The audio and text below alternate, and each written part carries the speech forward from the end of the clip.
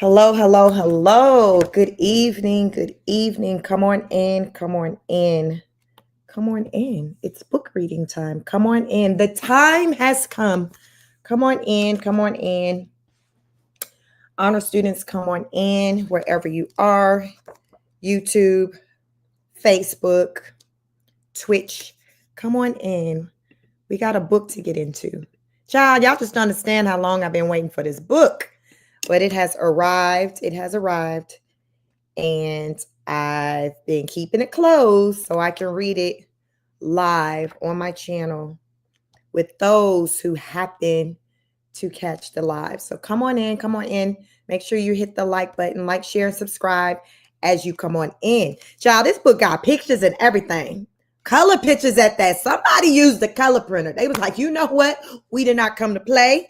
We got color photos. Bump that. We don't need no black and white. We need you to see. You getting all the tea in this book. You're getting all the tea. Come on in here. Hit the like button. This is going to be the second book reading pertaining to Kim Porter. I did do another book reading, Kim's Lost Words. That I did that reading on my second channel. Chic Speaks on it. So this time I'm doing the reading on this channel. I may eventually maybe make my way on that channel and do it too. But today I told my subscribers over on this channel, my larger channel, that I would do the reading on this channel first. So that's what we're doing. That is what we're doing. Y'all, I promise you, I'm like, maybe I'll do it on the other channel because I did it on the other channel first. And that's like my most viewed video still. It has like over 4,000 views. And y'all, my channel over there is like small, like child, couple of people shy of 300 subscribers. So that video got me all my watch hours, y'all. That video with that live reading for Kim's Lost Words got me all my watch hours for YouTube for monetization. That's how well that book did. So I'm like, oh, there's another book out here. We're going to get into it. So this book it came about from Courtney Burgess. Y'all might have been seeing him on the news with his lawyer coming in and out of the courts, talking to the feds, because the feds like, what? You say you got what at the house? Now, Kim gave you what? What kind of tapes you say you got, sir? We need you to come step to the front of the congregation. Come step to the front of the congregation. Y'all. Hey, Divine, welcome. Hello, hello. Listen, y'all. Listen, we got some, listen, y'all. In book reading time, book report time, this gentleman, Courtney Burgess, he was the one behind Kim's Lost Words, but he didn't, I guess, initially want his name to be connected to it. So he kind of handed it off and like, hey, passed it off to this other guy, this Caucasian guy, and say, hey, you put it out there. So he's the one who put the Kim's Lost Words book out there. But Courtney Burgess, who gave him the tea, was like, that gentleman, y'all don't ask me what his name is. The book says Jamal Millwood, but I think from what I learned, that's like a fictitious name. But that guy softened. I guess he read what the original words were in Kim's documents, I guess, whatever, her journal, whatever. And that man, I guess, clutched his invisible pearls and said, the people not ready for this. I need to kind of soften this up. So he put out like an edited, like let's just say, from what I hear in comparison to this one we're going to get in tonight, the one that I read with Kim Lost Words was like the kid gloves version. Whereas this one, Courtney Burgess was like, he's the gentleman that's on my thumbnail. He's on my thumbnail. He's like, no, yeah, that ain't exactly what she said. I got to re-release it and say it how she said it. I know it might be strong and hard for the ears, but I want to release it, in her words, how she said it. So this is where we are. So this second book is called Kim Tell It All. And this is the cover. This is the cover. This is actually where I got the book, Divine Empress. You said I'm here for it. I know this going to be messy. Child, messy ain't the words. Listen, we'll see who catch this live, because there ain't nothing like a live. Because like I said, that other reading did very well. And everybody can't say they was here. They was a part of the live. Divine, were you a part of the live reading for Kim's Lost Words? I did that a couple of months. I don't know, child. That's maybe September. I think it was September. Were you a part of the live reading for Kim's Lost Words? That would have been on my other channel. We got through Kim's Lost Words and I did it in a day. I feel like so Janarda is Rose Miller's mom. We read that one on this channel. I think I did that in two days. Divine said, yes, I was in the bushes. Listen, Divine, we ain't in the bushes today. Baby, listen, come out these bushes. Get on the curb. Please get on the curb. Get on the curb because we're going to have some things to talk about. Listen, my book finally came. Yvonne McGowan, welcome. She said, hello, I am ready. Got popcorn drinking. Y'all best to get ready. I've been saving it to get into because I want to get into y'all. And I decided, I said, you know what? I'm going to bring it to my larger platform. Y'all, Ariane, my subscriber child, she been hunting me down for weeks. When we getting to reading? My book finally came over the weekend. And Courtney Burgess, my information, I've been communicating through email with him and his team. And they asked for a photo of me with the book because they said people had been complaining about not getting their book and it was messing with his reputation. Because child, listen, let me tell y'all the background story before we get into this book. We're getting in this book. Y'all, I had to fight for my life. This is Curl of Purple stuff. Y'all, all my life I've been fighting. Y'all, child, I ordered this book. I went through eBay maybe about 3-4 weeks ago. I went through eBay and I found the book, that placed the order. Child, how about a day or two after I placed my order, I see him coming out the courthouse with his lawyer about the book and about him being able to release the book and handing over his phone receipts. I said, say it ain't so. I just paid my money for a book. What are you talking about, Tim? Sir, why are we on the news walking out the courthouse about your book that's supposed to be in the mail on its way to me? What is really going on? What is going on? So I'm like, all right, let me be patient. So lawyer talking about, yeah, the people interviewing them on the side of the curb, TMZ, whoever had the camera. So will you be able to release the book? Yeah, he can release the book. Hell, I didn't already order the book. Sir, what are you talking about? I've already ordered my book. What are you talking about? So then they're like, yeah, we're going to release the book. What do you mean you're going to? I didn't already place my order. What are you talking about? What are you talking about, y'all? So after I see him, Courtney Burgess, the guy on my thumbnail, after I see him on TMZ with his attorney, in her Burberry, whatever kind of outfit, designer outfit she had, and her weave and her glasses, I'm like, okay. I get an email from the person who I placed the order from on eBay talking about, sis, yeah, I'm not going to be able to send you that book. What do you mean, sir? Did you watch the news clip like I did with them folks coming out the courthouse? What do you mean? What do you mean?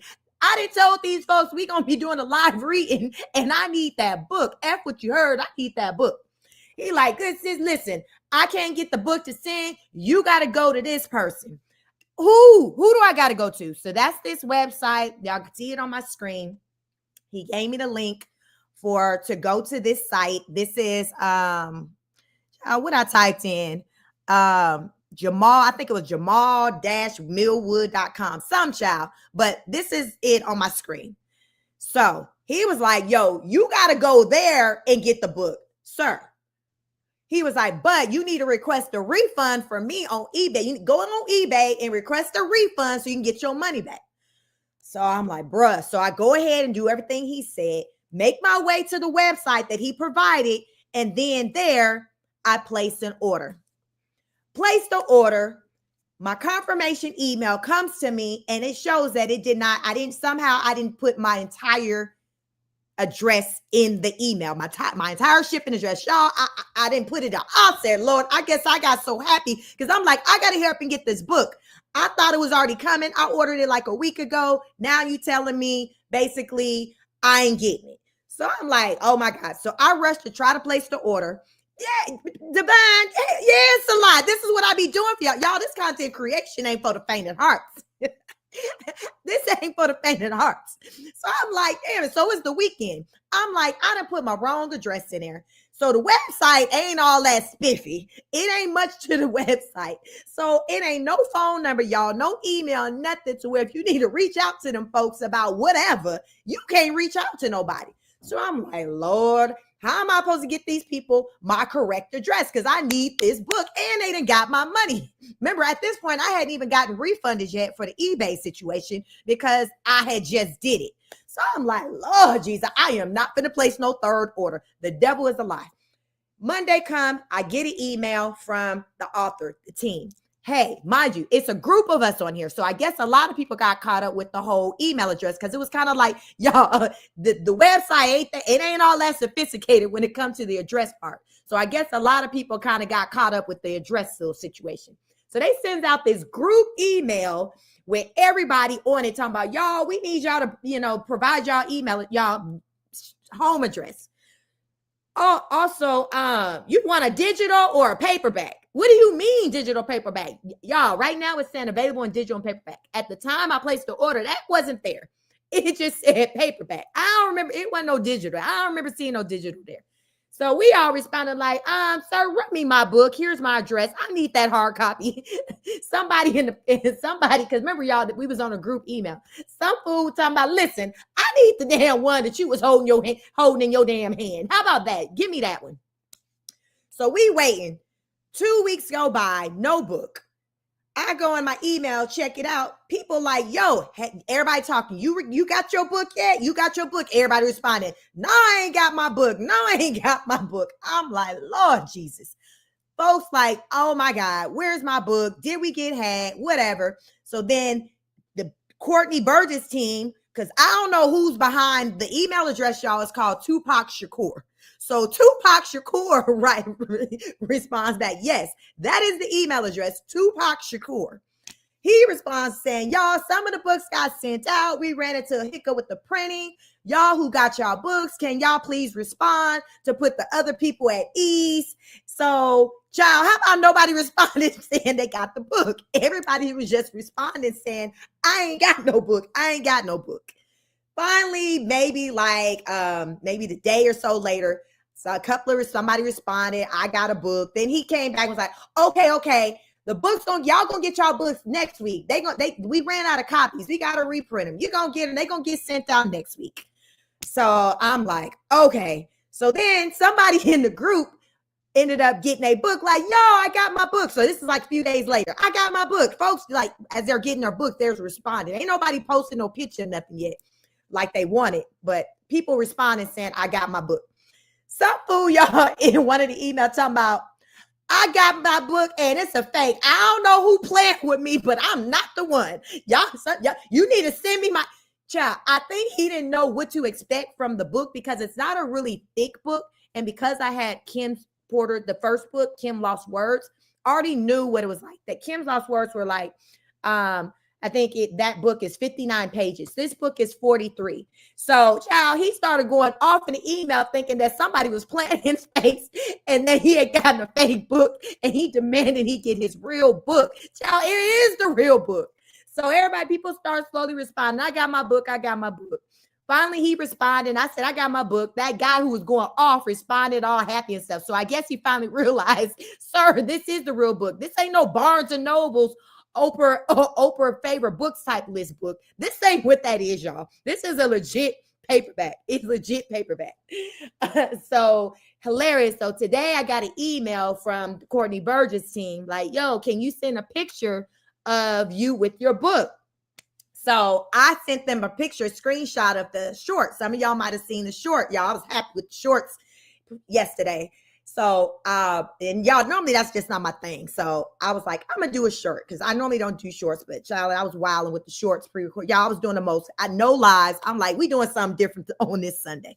So did a short. I sent them a picture of my short, gave them my 2 YouTube channels so they can actually see the shorts, and told them I was doing a live reading and how I'd already done a live reading on Kim Porter's book and how that video did very well. It's the best performing video I have on my second channel. So the Tupac Shakur responded to my email saying, thank you very much for this. I sent your entire message to Courtney. So we'll see, y'all. We'll see if, we hear from Courtney. He might hit your girl up. I don't know. But we're going to get into this book. He knows I'm doing this live reading. I'm probably going to be the first one doing this live reading. So if y'all here first to catch it, listen, consider yourself fortunate because it's going to circulate. It ain't nothing like being a part of the real deal, y'all. So we about to get into this book. Y'all come on in here, hit the like button, like, share, and subscribe. Let's get into it. Let's get into it. I'm ready just like y'all. This book is called Kim Porter, Tell It All by Jamal Millwood. So first page, this is the preface page. It reads, in 2017, Kim Porter sent me her novel that she was diligently working on. Kim felt there were truths she had to disclose and didn't want to hide any longer. She acknowledged some of the secrets in her book were going to hurt several people, but she wanted Sean P. Diddy Combs taken down, and she had to tell her story to do it. I warned her Sean didn't care that she was the mother of his children, but she was tired of living in fear of him. I knew how it was going to go down. He was going to kill her. I just wish she would have listened because she was a good person. Kim made me promise that if something happened to her, I would make sure this book became public to the world. The way Sean moved, I knew that was a promise. I knew that was a promise I would have to fulfill. Kim knew I was a woman of my word, and this book was going to make it to print. Her kids deserve to know the truth. I'm going to make sure her story gets told, and Kim wanted to tell it all. I don't know if I will be alive to see this book in print, but there are too many secrets. I can't remain silent anymore. Kim Porter. So listen, I just read something and it says,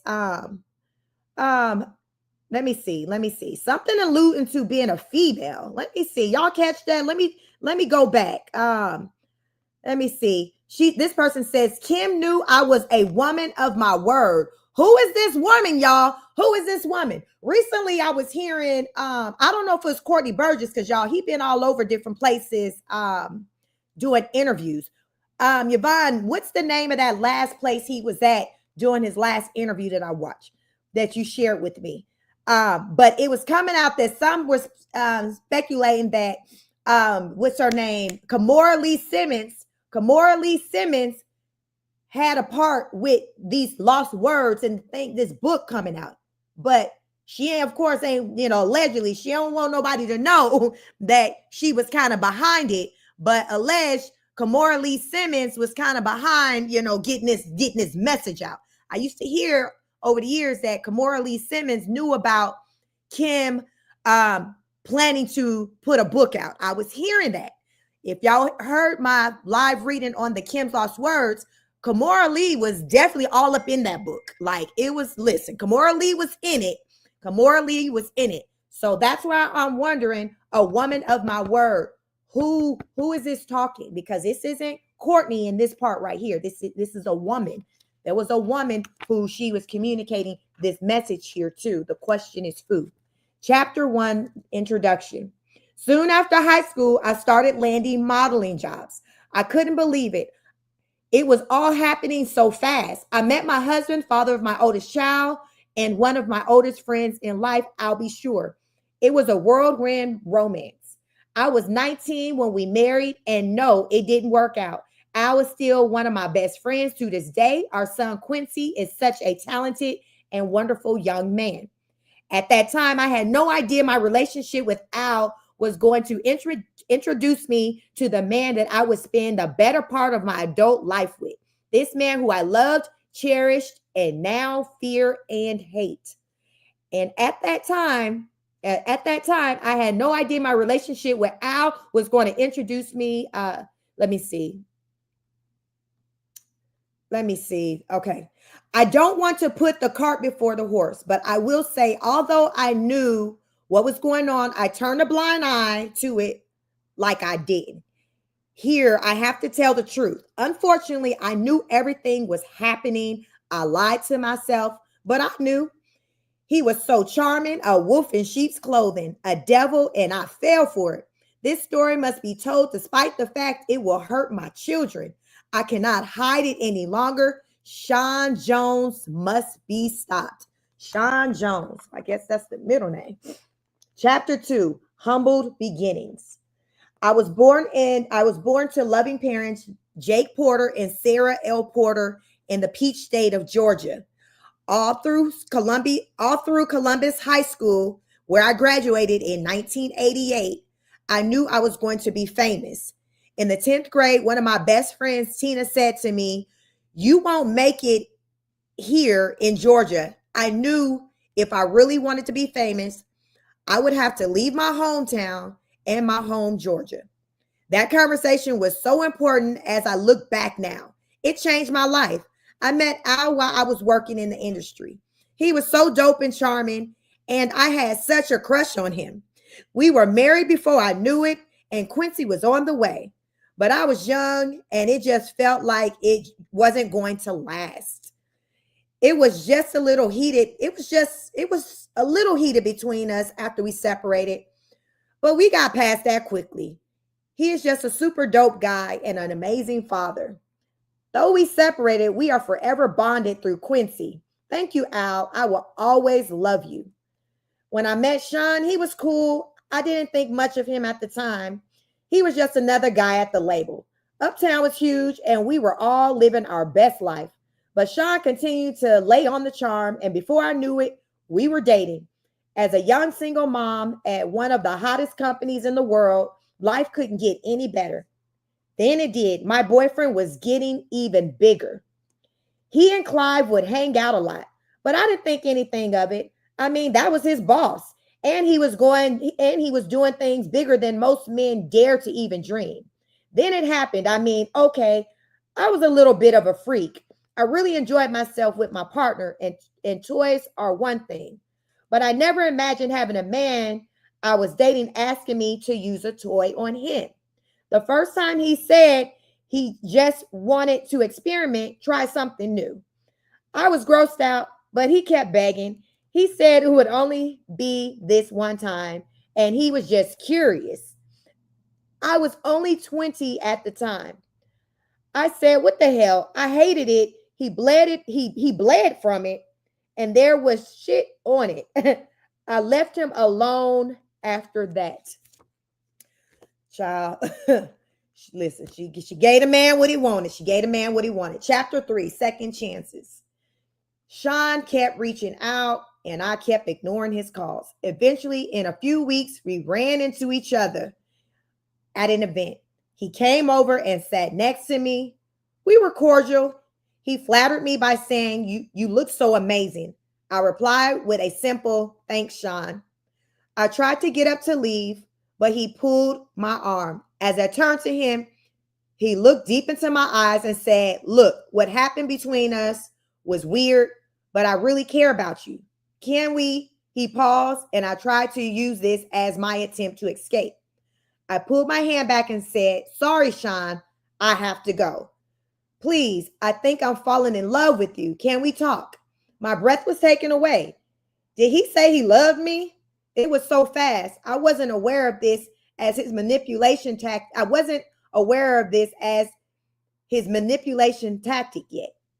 God, I was so young, so naive. He continued, "Let's just have dinner." I fell for it. 2 days later, we went out for drinks at the lounge in Lower Manhattan. Child, y'all think that woman wish she would have told him, get your hands off of me, and kept going. Get your hands off of me. Your mom said his last interview was with Doggy Diamonds. So y'all check out the interview with Doggy Diamonds and hear what the man who put this book out, Courtney Burgess, has to say. Go ahead and check him out. Now, so there are pictures inserted. Diddy with executives and things like that. So the place was nice. Sean was really coming up and pulling out all the stops to impress me. He pulled the chair up for me to sit. Back then, he always was a gentleman. He smiled and said, "Look," as he sat across from me. "I hated it and I never want to do it again. Give me a chance." Over coffee the next morning, I decided to give him another chance. For the next year and a half, things seemed pretty normal. It was fun. Things were going great, and we were living the dream that I dreamt about throughout my youth. Sean and Clive were working on Bad Boy, and he had his first couple of artists. He picked up Craig Mack and then some rapper from the West Coast called Notorious. Big, or they have Notorious B1, to help Chris develop. He was collaborating with the hugest names in hip hop to make it happen. Things cannot be more amazing. Then he asked me to do it again. It was insane. Sean said, "Baby, I can't stop thinking about it." "What the hell are you talking about?" I responded. Sean continued, "I just can't stop thinking about that night. It was amazing. Can you screw me one more time, please?" Kim became infuriated. "Why don't you go to Clive? He is the one screwing you, isn't he? That's the first time he hit me. He slapped me hard."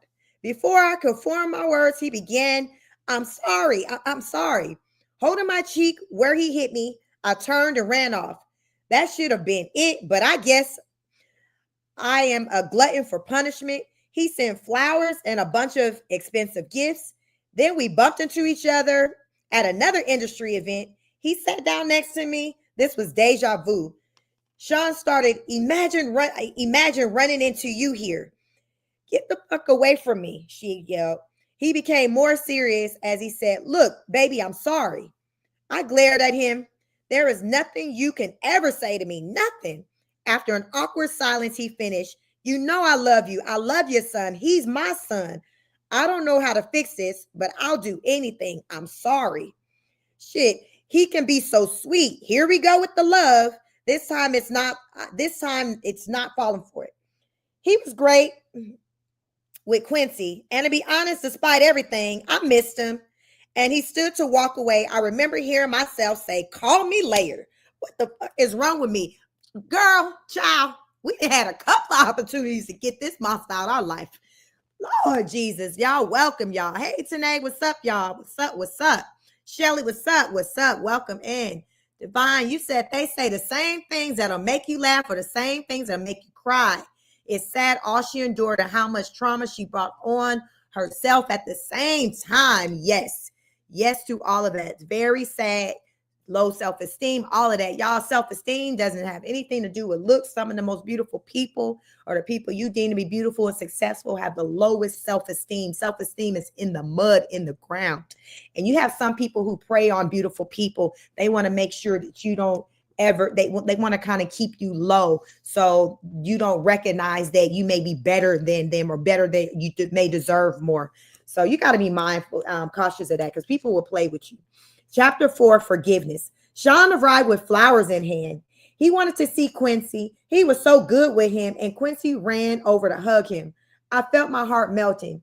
He asked Quincy, "How you doing, Tiger?" Quincy looked so innocent as he responded, "I'm good. I miss you." Sean's response sounded genuine. "I miss you too. We'll hang out tomorrow, okay?" "Okay." Sean gave him a little love tap on the butt. "It's bedtime." Quincy responded, "Okay, good night," as he turned to head towards his bedroom. Here was the man I fell in love with, but what was I thinking? Shit, not only does he want butt plugs, he slapped the shit out of me. So why am I still talking to him? They say that love is blind, but is it stupid too? As Quincy left, Sean looked at me and smiled. "Baby, let's go have some fun. The babysitter is on the way. I just want to show you a good time." I was so mad at myself for melting as I said, "Okay." We sat on the couch laughing and genuinely having a good time when the doorbell rang. The babysitter had arrived, and so we left. As we exited the house, a big man climbed out of the limo and opened the door for us. He wore a sharp suit with a gun noticeably tucked under his arm. I thought to myself, he could have made it invisible, or did he want me to see it? Despite my reservations, Gene Donapoli was a sweetheart.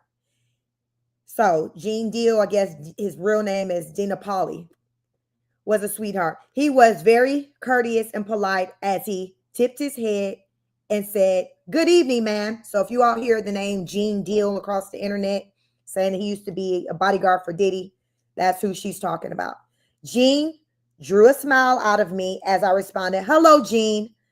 I would see hello as I responded, "Hello."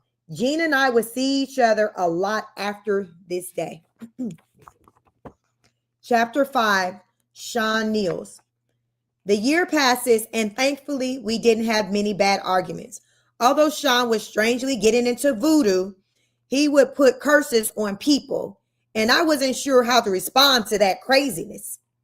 My problem as a single mother was I wanted to be married. He always had excuses and delays when it came to committing to marriage.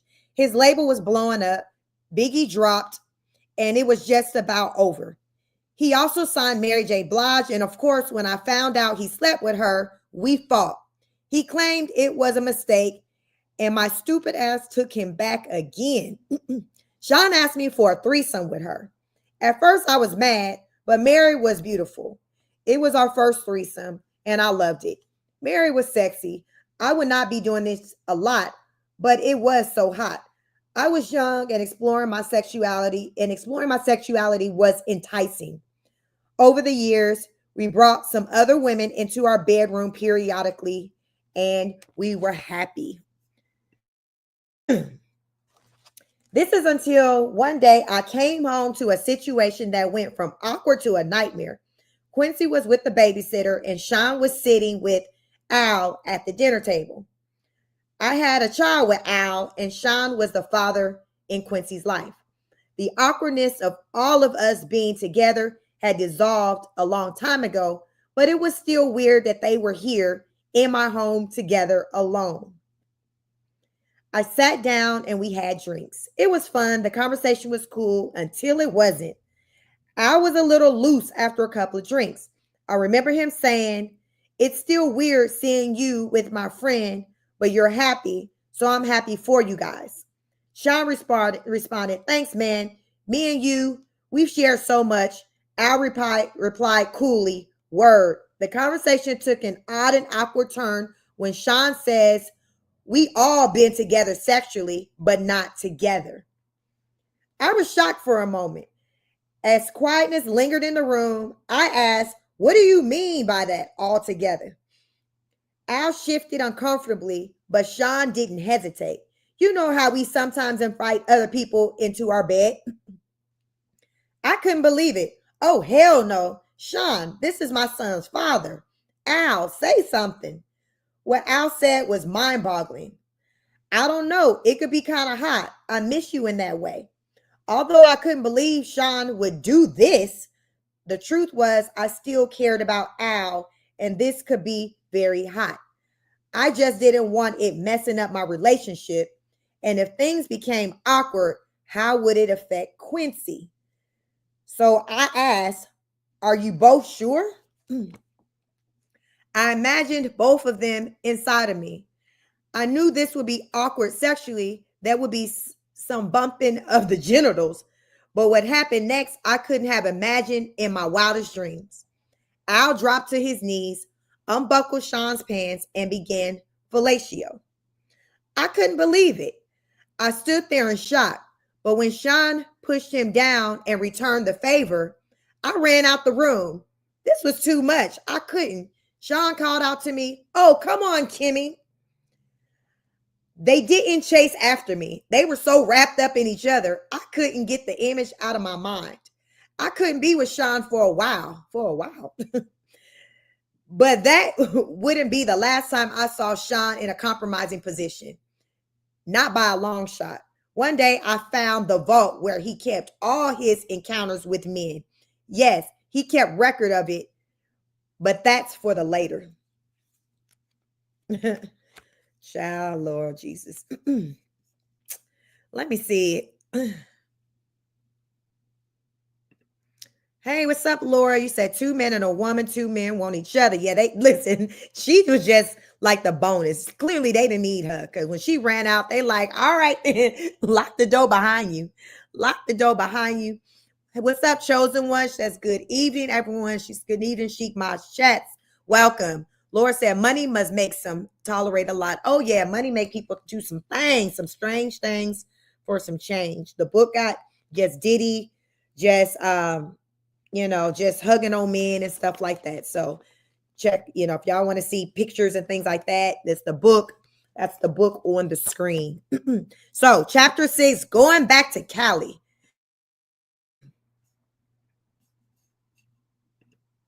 Biggie took over East Coast hip hop, and Sean was the brilliant mind that orchestrated. He hired people to teach Chris how to flow and write his lyrics. He hired the best producers to do the beats, although he took credit for them. And the music was unstoppable. At this point, Sean was sleeping with all the power players and everyone that wanted to do music, wanted to be a bad boy. Sean wheeled and dealed in a way that would have been unthinkable to many. He slept with the guys that really controlled the music to stay on top. A lot of the names average people had never heard of. These are the guys that make the decisions on who is winning and who is not. He hosted parties that were just a fancy name for orgies, and everyone wanted in. Orgy, new in today's time, freak offs. To me, that's what I translate.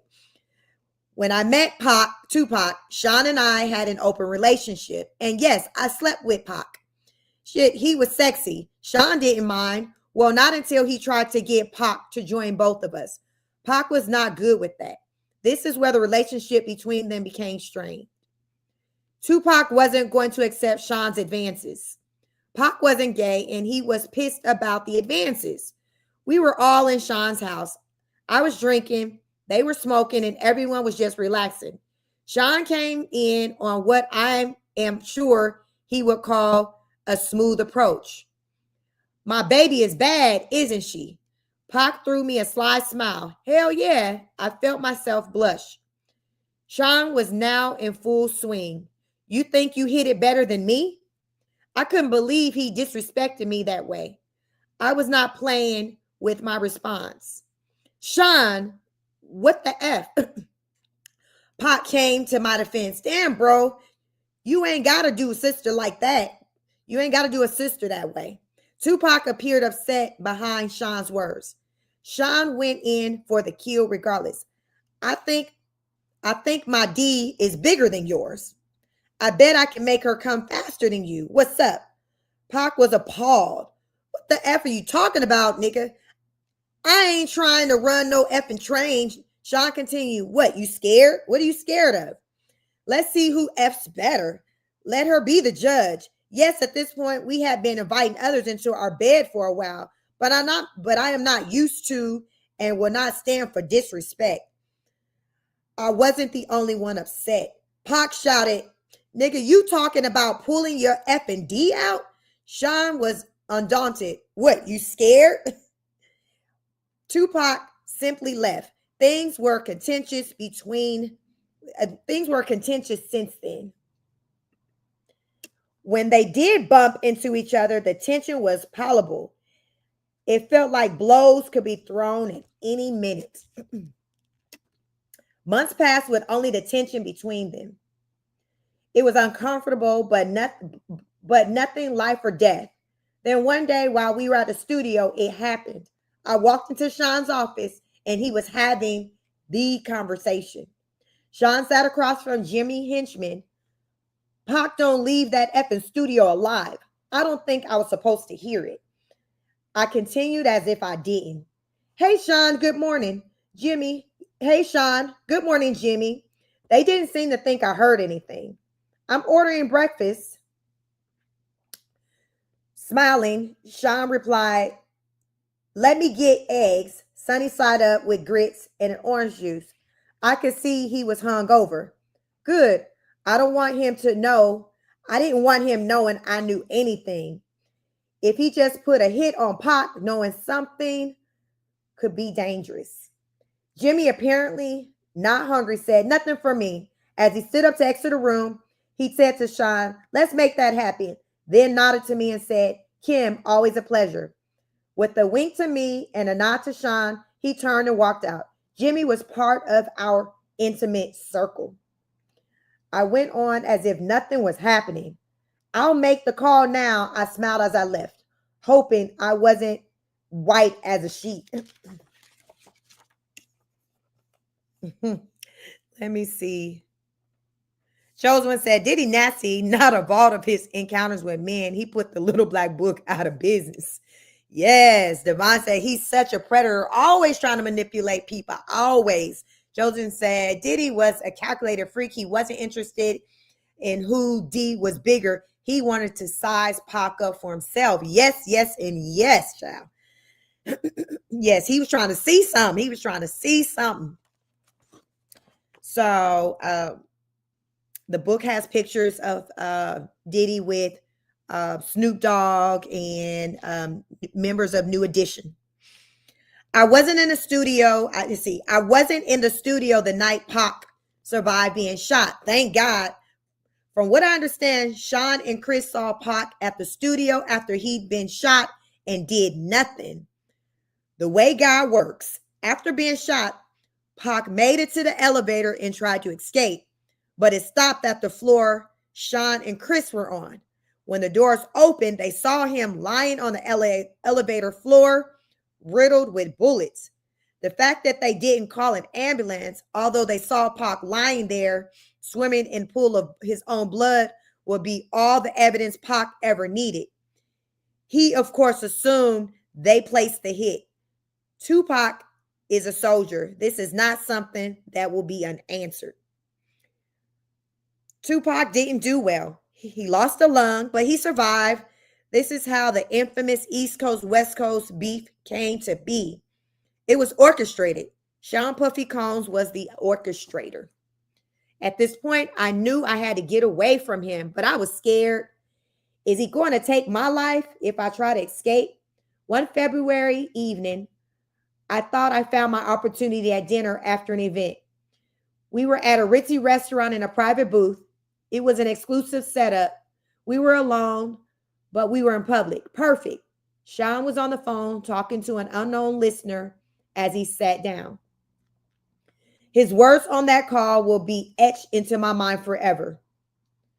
We're going to release who shot you now.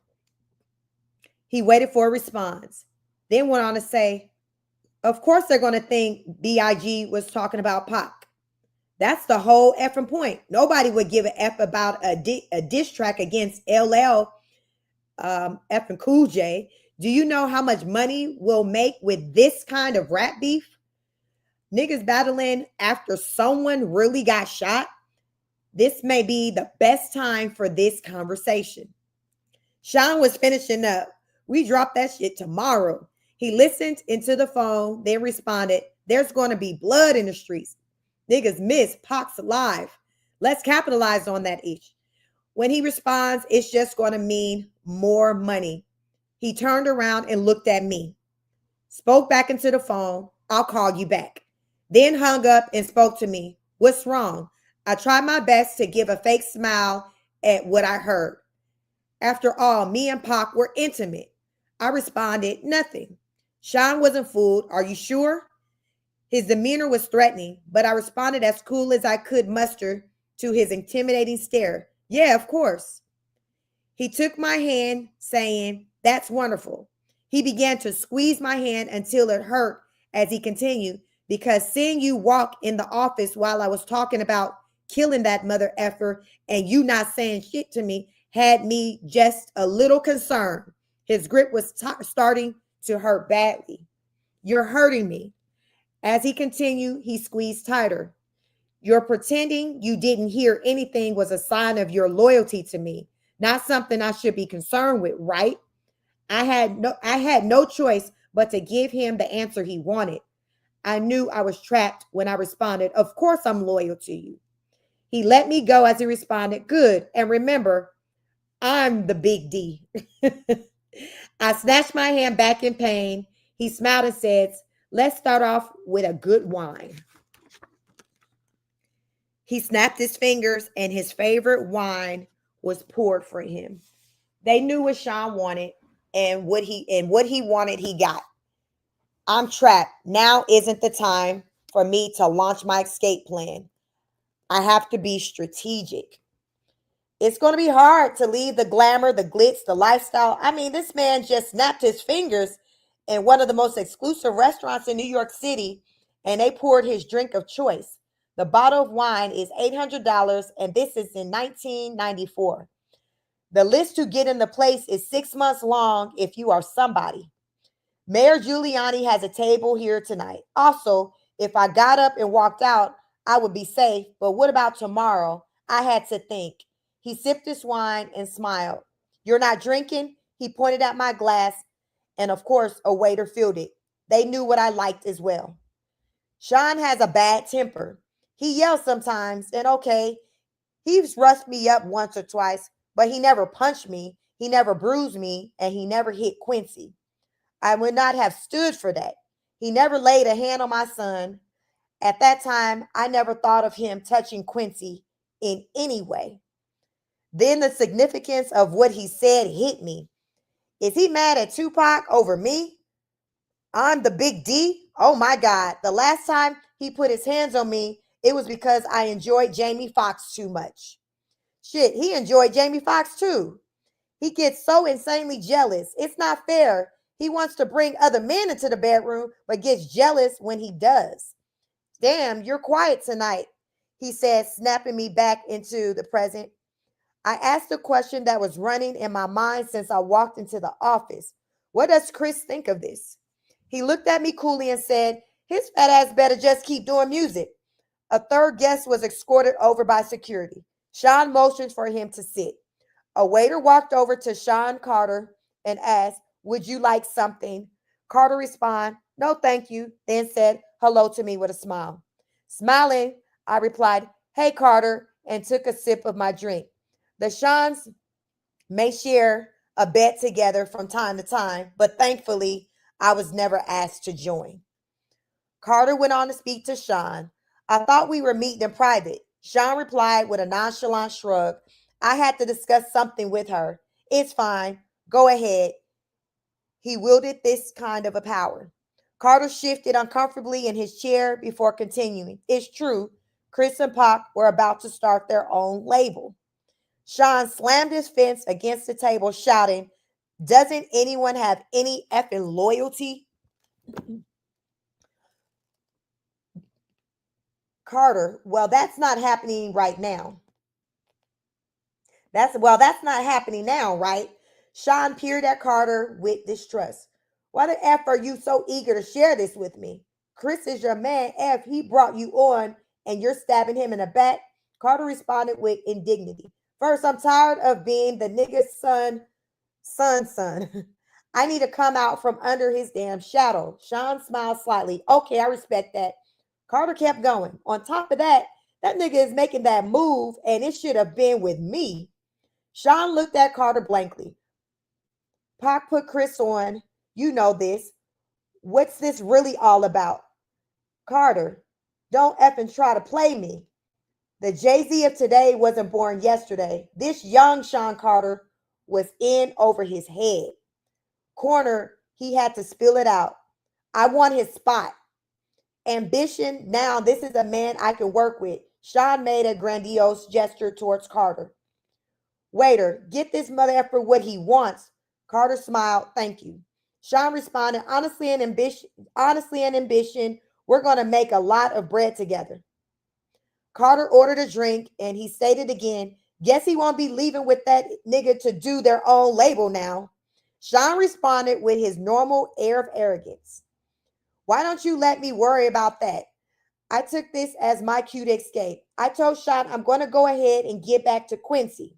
Sean was wrapped up in this conversation with Carter and barely noticed as he excused me. Have the limo drop you off. We didn't eat. He didn't care. I smiled and kissed him on the cheek with an okay and then left. Child, that's a lot. So Sean Carter, that is Jay-Z. Jay-Z. That's who they are referencing. Who child? Divine said he's such a predator, always trying to manipulate people. Yes, yes. Diddy was a calculated freak. He wasn't interested in that. And Divine, that whole industry is sick. Yes, yes to all of that. The whole industry. Throw the whole industry away. Child, we can't look at these people the same. Chapter 8, Kadada. Actress, model, and fashion designer Kadada Jones was Tupac Shakur's fiance and is the daughter of record producer Quincy Jones and actress Peggy Lipton. Being around other celebrities was just a part of life. Meeting Kadada was just one of those events, and as time went on, we became close. We hung out together, went shopping, and so on. It was about the same time I met Kimura. Those were the days, or so I thought. We always had girl talk, and the fact that she was dating someone I had previously been with wasn't a source of contention. We didn't get jealous of each other. It was just girl talk stuff. No, I did not become intimate with Kadada. Kimura was too jealous for that. Yes, Kadada knew about Kimura, Sean, and I all being together sexually. Of course she did. We shared that kind of thing. We were open and honest with each other about almost everything. A true friendship, except I couldn't be open and honest about everything. Not anymore. Sean made sure of that. Kadada and Pac were the greatest couple. He was always so cool and, yes, sexy. She was so beautiful and fun. Before everything happened, we used to all hang out together. It was always dope vibes. But after Pac was shot, the vibes between Kadada and I changed. The vibes weren't always so dope anymore. Then came that night. Award shows weren't anything new for us at this point. We dolled up as the men groomed. We didn't choose what we wore. A stylist prepared our color palettes. A makeup artist did our makeup, and hairstylist did our hair. This was just the way of things. We shared the best stylists in the business. Sometimes we would go to the studio for an event to get our measurements taken, but this time Kadada seemed different. I felt like something was wrong, but when I probed her, she wouldn't say anything. Then one day of the event, then the day of the event was here. We would all see each other inside. Even though Sean was my man, as far as props, I had nothing on Kadada. Being Quincy Jones' daughter had perks, and superstardom was among them. Pac wasn't there when she saw us. She came over to the table. We sat around kicking it in a very dope vibe. Sean knew he was going to clean up this award show. He was all but taking over the East Coast musically. With all the hits, there really was no way he wouldn't. Bad Boy is Hall of Fame stuff now, and Sean P. Diddy Combs knew it. He smiled at Kadada as she sat at the table, but something about the smile didn't seem authentic. Soon I would know why. He's sick and he has a grudge against someone. As she sat, Sean said, Bad Boy is going to clean the F up. From his table with Faith, Chris replied, Hell yeah, and that's the new shit we busted out. Going to have these niggas sick. Kadada signaled for the waiter to pour her a glass of ginger ale that sat over at her table. As the waiter refreshed her drink, she said, Pac's music's going to get some love too. Sean grimaced. Oh, come on, Sean. I know y'all got your differences, but you have to admit the man makes great music. Sean looked at me out of the side of his eye, took another sip of his favorite cognac, and replied, Bad Boy got the hottest music on the effing planet, but I ain't tripping. Everybody got to get their shine, right? Kadada sighed. Sean, he thinks you were involved with him getting shot. You were so close. You need to make this right. Sean responded indignantly. Why the F would that nigga think I had anything to do with it? Kadada retorted, Sean, can you blame him? Sean was obviously not happy with that question by his reply. Hell yeah, I blame him. We had a good thing going, all of us. That nigga turned on me and he has the effing balls to blame me for his shooting. The indignity he managed to spew out while lying through his teeth was something I did not expect. I was thrown back for a moment, then interjected. Da, do we have to do this tonight? It's Sean's big night. Kimura heard the ruckus and made her way over to our table as well. She sat down and said, Hey, everybody, with that big dimpled smile. I smiled and replied, Hey. Kadada also seemed happy to see her as she says, Hey, what's up, Kimmy? Kimura, never the type to hold her tongue, went straight at it. The whole place is buzzing with the fact that you're sitting here accusing Sean of having Pac shot. Y'all kinda loud. She laughed. Kadada seemed embarrassed as she looked around to see everybody staring and whispering. But she wasn't about to back off. In fact, she doubled down. Anybody here not talking about it ain't real anyway. We all know Sean was behind it. Kimora forced a smile. Honey, we don't have to do this here. Kadada made clear she was not to be silenced as she continued. Oh, let's not hurt the feelings of Sean Puffy Combs. He only had one of the most prolific rappers in the game shot. Sean clenched his hands in his fist. Sean clenched his hands into his fist. If this was anyone else, this would have turned ugly. But this was Quincy Jones' daughter. Sean was a monster in the streets, well feared by men that knew, but he did not want any of the smoke Quincy could bring. Kadada could continue with the impunity. Sean could not touch her.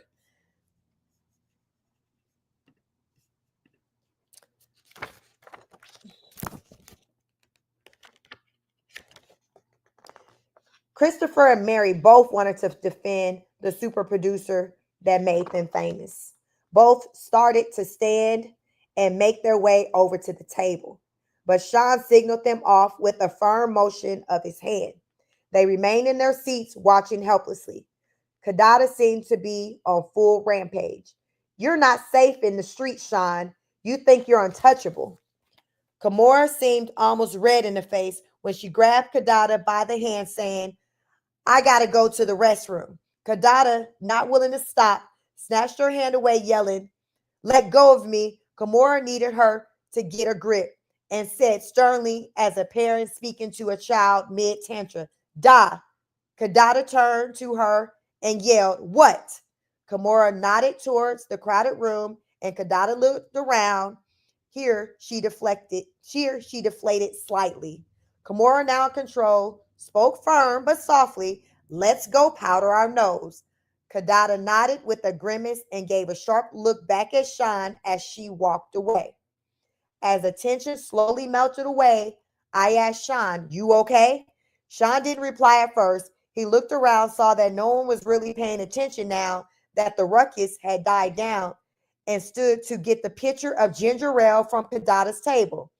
He poured himself a drink from it, looked around again, saw no one was paying attention, and put the pitcher under the table. What was he doing? Then I heard the distinct sound of liquid being poured into liquid. Oh my God, is he peeing in the pitcher? He smiled at me as he brought the pitcher back from under the table and finally replied to me, I'm good. He then stood, returned the pitcher to the table. I was in awe. I knew he had a bad temper, but this was disgusting. I'll never eat or drink something after we have had an argument again. Kadada and Kimora made their way back to Kadada's table to sit as Sean watched on quietly. Sean made small talk. Which songs do you think they'll give me awards for? As Kadada poured her drink, Sean's guard made his way over to the table. I think he stopped her from drinking as everyone else just sat and watched. Jean risked incurring Sean's wrath if I'm right. Relieved, I replied, Babe, your catalog is crazy. It could be a lot of songs. Sean glared at the table the entire night. Child, Jean said today that woman was about to drink Diddy's piss. Like, yes, this man is evil. This man is evil. Let me see. Read these comments. Laura said the women are like furniture. Yes, furniture probably get treated better than them. Chosen One says Kimora couldn't stand Diddy and she wasn't intimidated by him either. Chosen One says Hollywood is the devil's playground. It is. It is. Welcome all. Please make sure you hit the like button as you come on in. Like, share, subscribe. Let's see. Chapter 9, going back to Cali. We had just a wild night. It was after one of Sean's infamous parties. Everyone was there, and we not only had threesomes, but we also swapped partners. Our sex life was crazy, but I got to do things with Sean I would never have been able to do with a straight man. Sean cared about me, but it was becoming more and more obvious that he preferred men. I was beginning to think I was there more to cover his wild desires than because he really wanted to be with me. He was like Caesar, every woman's man and every man's woman. But truthfully, At that stage, I was becoming okay with that. I woke up and left the bedroom where I was with Jada, and he happened to be coming out of the bedroom with Snoop and Will Smith. Yes, Snoop attended the parties from time to time.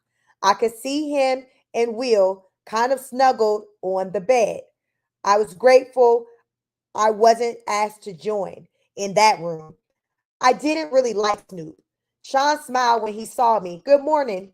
Good morning. Here at the orgies, he wasn't affectionate. He didn't have to pretend. He couldn't walk straight. I knew how he felt. We've had sessions playing with each other's anal cavities. I wanted to be home before Quincy woke up, so I told him, I'm getting ready to go. He responded, let's have a cup of coffee first. This meant he wanted to talk. I didn't know what it was about, but in a situation like this, I didn't really have a choice. He was becoming more violent, and he didn't get what he wanted, and I didn't really want to fight. So I sat down. But before we started talking, Snoop came out the room. Sean was wearing boxers. Snoop was in his birthday suit. Snoop addressed us morning. When he turned around to close the door, there was a dried cum stain on his back. Snoop walked over, pulled a chair out and to sit down next to us, and lit up a blunt. Sean stretched, smiled, and said, this East Coast, West Coast beef is more lucrative than I thought, but it's getting dangerous. Snoop responded, surprised. Business first thing in the morning? Damn, cuz you want it. But you know you don't got nothing to worry about. You got a pass, daddy. Snoop smiled coyly. Sean apparently had something to talk about with Snoop as well because he says, I can't protect everybody, especially if someone is no longer going to be on my label. It was apparent Snoop was taken aback by his turn of events, by his reply. Sean, are you saying what I think you're saying? Sean continued, it's taxing on my resources to protect people.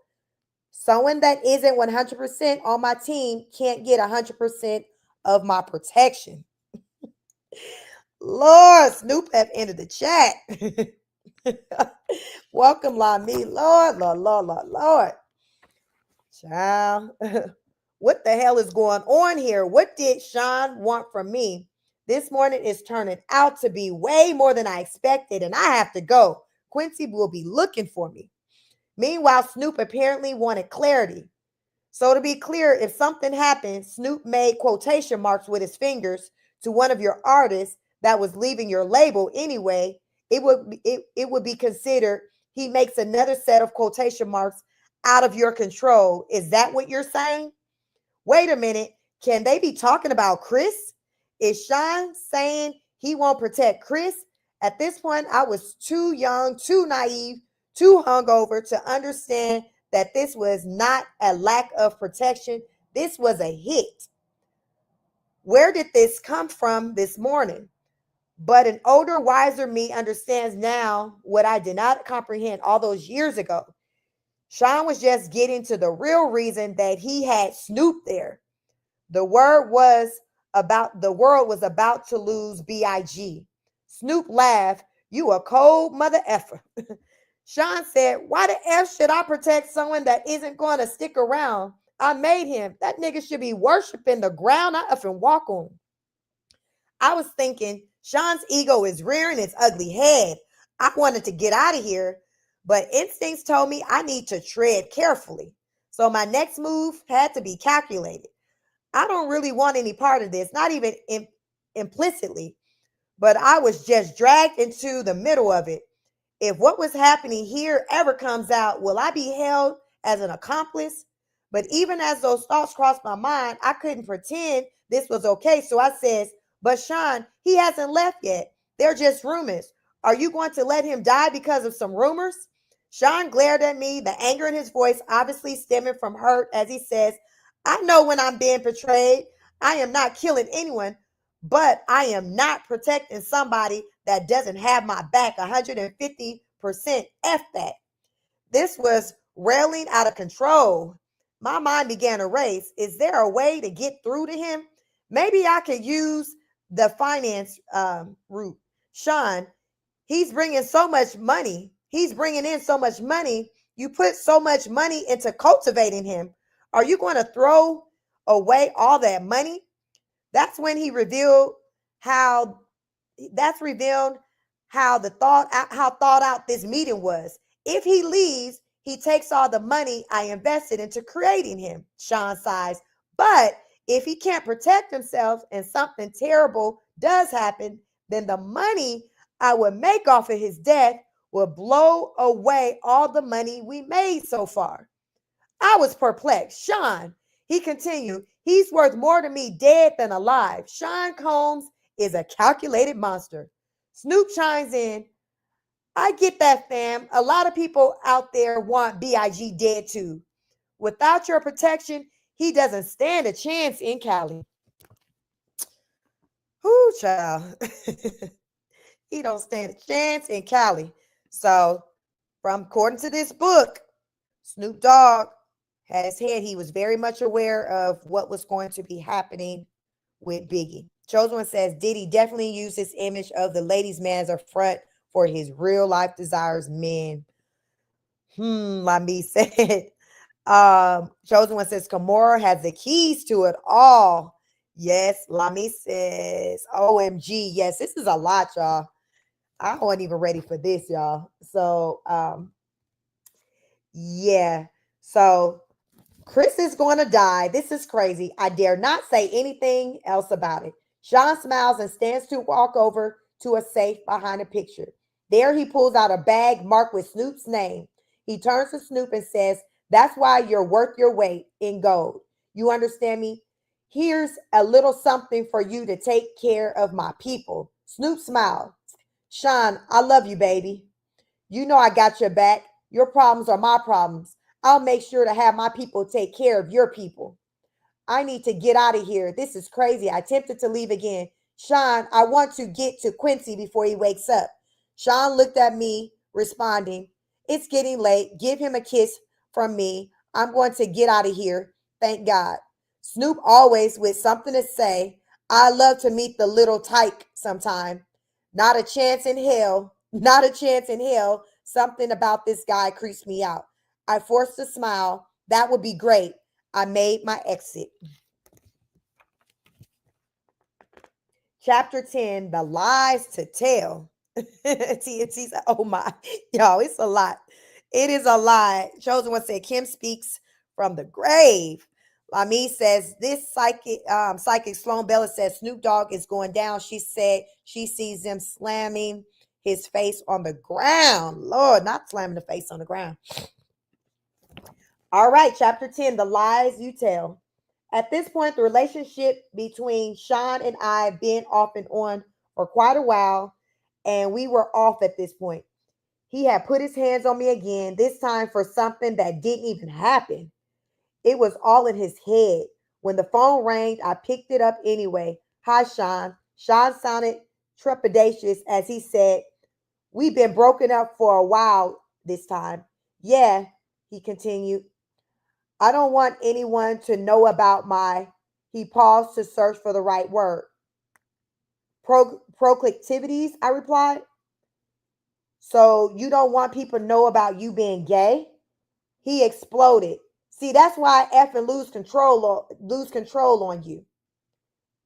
Goodbye, Sean. Wait. I was completely exasperated as I spoke. What, Sean? I'm sorry. You're always effing sorry. He took a deep breath. I have to do something to cover myself. I sighed. Do whatever you effing want, Sean. When you see in the news, it says, when you see this in the news, it's not real. This made me calm down a moment. What could he be talking about? He continued, I'm only doing it for the press. Doing what, Sean? After a long pause, he continued, she knows what this is. She is just pretending to cover me. Sean, what the hell are you talking about? Another pause. Publicly, I am going to be dating someone else, a video girl. I laughed. Why would you do that? I have to cover myself. I was getting mad. I was actually angry at myself more than at him. Why was I getting jealous? I was sitting there actually comparing myself to video vixens in my mind. They are thick, but look at my body. Did he prefer them light skinned, big butt girls from videos? I calmed myself. No, I know he likes men any damn way. As I regained control, I asked, why the hell are you telling me? He signed, I want you to find out from me first. Like I give a shit. He came at me with his favorite line. You know I love you. It was getting old. I could only think to myself, here we go. Love is big. Love is big. Here we go. Love is a big, strong word. I'm tired of him throwing it around and using it when it fits his needs. He's using it while he's sitting here telling me about dating someone. I replied, you don't hit people you love. Sean, love doesn't hurt. He sucked his teeth as he responded, come on, are you serious? That shit's for kids. Why aren't you at, we aren't in effing high school. Sometimes things happen. That doesn't mean I don't love you. I wouldn't hit you if I didn't. Wait, that sounded wrong. You said exactly what you meant. He took a breath. There was an awkward silence. The fact I was still on the phone was waiting. The fact that I was still on the phone and waiting for him to speak meant he had the power. He was more cautious as he continued. He didn't want to lose that power. Kim, no one that I don't care about can bring that kind of emotion out of me. I wanted to say, is that how you talk to dudes after using butt plugs? But there's a line I dare not cross. Instead, I said, you say that while you're dating some other bitch? That's just for the public. I was done. It could be heard in my voice as I said, whatever, Sean. Do what you need to do. Leave me alone. I'm never giving up on us. I responded to that emotional control attempt with a little resolve. With the little resolve I could muster. I didn't even believe the words that came tumbling out of my mouth. Sean, there is no us anymore. Goodbye. Tell Quincy I miss him. His emotional manipulation was really driving me crazy. This time I said with much more conviction, goodbye, Sean. Bye, baby. I hung up. Manipulative bastard. Child, he be playing games. He be playing games. Diggy. Hey, what's up? What's up? What's up? Hello, everyone. Welcome. Please make sure you hit the like button, like, share, and subscribe. We are reading Kim Porter Tell It All, a new release book that are supposed to be Kim Porter's real lost words, unedited, not like the real hardcore words. Chapter 11, Mo Problems. For a while, I was actually happy to see Sean gone. I was getting older and the sex parties were out of control. I was getting time. I was getting time for me to slow down. It was getting time for me to slow down. Quincy was getting older. I knew that if I kept going, the rumors circulating were going to eventually find a way to get back to him. What will he think of me? Chris is about to take his trip to California. I didn't know exactly what was going to happen out there, but I felt like Tiana was about to be an orphan. I knew I didn't want any ties to that. As I was sitting there contemplating all of this in my robe, sipping my wine on this Friday evening, my doorbell rings. I was not expecting company. I opened the door to see Sean. My heart skipped a beat. I was shocked, but recovered quickly. I forced a smile and told him with a slightly slurred speech, hey, come on in. Shit, I am way more intoxicating than I thought. Sean entered looking around suspiciously, then turned to me and smiled, saying, you haven't been returning my calls. I just wanted to make sure you're okay. I'm fine. He obviously was not here out of concern. He was checking to see who was here. Sean was controlling like that. Yes, even though we were not together and he was dating someone else, he started to make his way to the living room. I attempted to put a quick end to the visit, but it came out a little more directly than I intended. So since you can see I'm fine, can you let me go to bed now? Part of me wanted him to stay as he entered the living room. I was forced to follow. Sean was very direct with his next inquiry. Is someone else waiting for you? No, but Sean, we're not together. You're dating someone else. I can F whoever I choose. With this, Sean became irate. He fiercely slammed me to the ground. Then he pulled out a 22 and sat it on the end table. He turned to me calmly. I was scared. My voice quivered as I pled to him, Sean, please stop. Quincy is here. How did we get here? How did we get to the point that he was in my living room threatening me with a gun? He knelt on a knee and got right in my face to say, you're mine. You don't have a choice in that now. I can't live without you. He stood up, composed himself. I was terrified as I whimpered, Sean, that's not love. Sean picked up his gun and cocked it. He looked at me almost thoughtfully and asked, have you ever heard, if I can't have you, no one can? Sean, please don't. Please, Quincy will hear. Sean smiled, put the gun away, saying, oh, this is just for dramatic effect. I would never shoot you. If I was going to kill you, no one would trace it back to me. I know how many people I know how many people I've had to take care of over the years. So he says, you know how many people I've had to take care of over the years. It would be quiet, something in your food or a drink, something that will never get back to me. I wouldn't shoot you. Do you understand?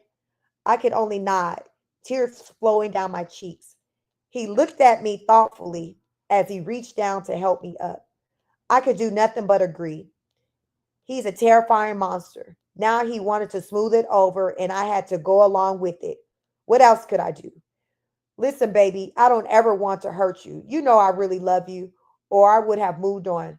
Thinking about living my life without you is just too hard. If someone ever tried to hurt you, I would kill them.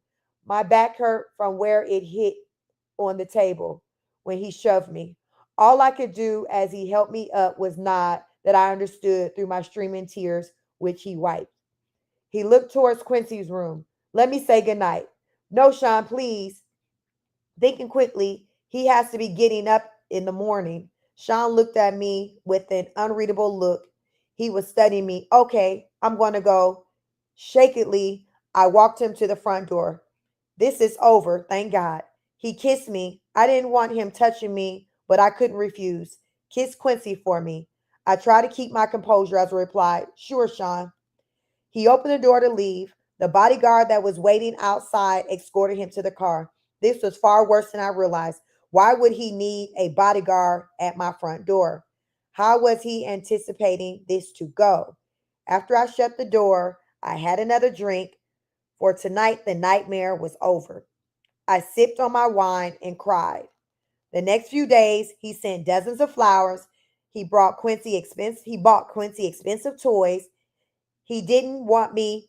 He wanted me to keep it secret. I'm trapped. He has the authorities under his thumb. I can't go to them. This is like a gangster movie. How high does his power go? How far is his reach? The FBI, the CIA, who is not corrupted or won't get silenced by their upper chain of command? Can anyone help me and my child? Eventually, he found his way back to my bed. I had no choice. Chapter 12, A Mama's Love. The comedy that ensued behind the calamity that ensued behind the death of Biggie shook the East Coast. It rocked me as well. Sean could have stopped it. He was implicit in it. He was a contributor. He knew it was going to happen and didn't stop it. This was his friend. No, they were not nearly as close as he would have the public to think, but still, as far as Sean was concerned, we were great. To the public, we were just having the off and on relationship of a normal couple, and I probably just seemed like a money hungry hoe. But the truth is, I just got used to not having a choice. Today, I recognize it for what it is, Stockholm syndrome. I was at his beck and call and had become comfortable with it. Quincy had everything he could ever want, with the exception, of course, of a normal parental figure. That is why this chapter is so powerful for me. A mother's love is so real. One night I was out with my boyfriend. Yes, we were on again. And we were joined for dinner by none other than Miss Wallace. Sean looked over as security allowed Miss Wallace to approach the table and sit. Miss Wallace spoke with a smile. Hello, Sean. Hi, Kim. I smiled with the best I could. What a situation for all the intents and purposes. She is sitting with her son's killer. I hope my voice didn't betray my feelings as I said, Hi, Miss Wallace. Sean smiled also as he said, Hello, Miss Wallace. What can I do for you? When I got your call, it sounded urgent.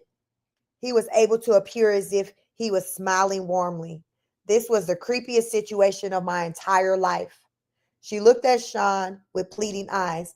I know this isn't your problem, but things have gotten kind of hard. I was hoping that you could send some of that money Chris made with you this way. Sean shook his head. That's not something I can do. There are attorneys and accountants. Can I maybe help you out with a little something to get you past the hump? Sean reached into his pocket to dig for his wallet. I haven't even seen how much Chris left. It's going on 2 years. Just how long is it going to take?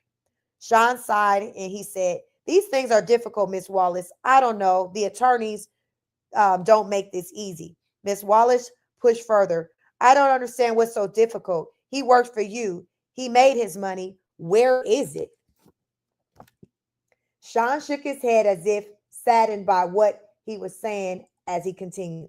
It's not like I can just give you his money. You're entitled to certain amounts, and they are just trying to figure out what that amount is. I don't mean to sound cruel, but it wouldn't be fair to me to just give you tons of money. You got rich off my son, and now you're keeping all his money? Sean kept his cool as he replied, I'm afraid business isn't that cut and dry, Miss Wallace. I paid for publishing, publicity. I mean, in all actuality, if I am going to be straightforward, Miss Wallace, Chris probably owed me money. I won't know until it's all worked out. The anger in Miss Wallace's voice barely overshadowed the pain, or perhaps it magnified as she uttered the only word she could muster. You bastard. Sean didn't flinch. He just says, Look at the contract. I am honestly trying to get him as much as possible out of it. But I have investors. I can't just take money that doesn't belong to him and starts giving it away. Miss Wallace exploded in response. You know good and well Chris didn't owe you a damn thing. Sean stared her straight in the eye unwaveringly and said he would have started making a profit after a few years. His money until his album sales paid for his studio time, music videos, publishing, and marketing would have come from doing shows. I'm sorry, he isn't here to make that money. I miss him. Her response was deadpan. Did you kill my son? Momentarily stunned into silence, Sean didn't immediately respond. She asked again, her voice quivering, Did you? He started to say, Miss Wallace, she would not be redirected. Answer the question. I was not used to seeing Sean on the defense. No, of course not.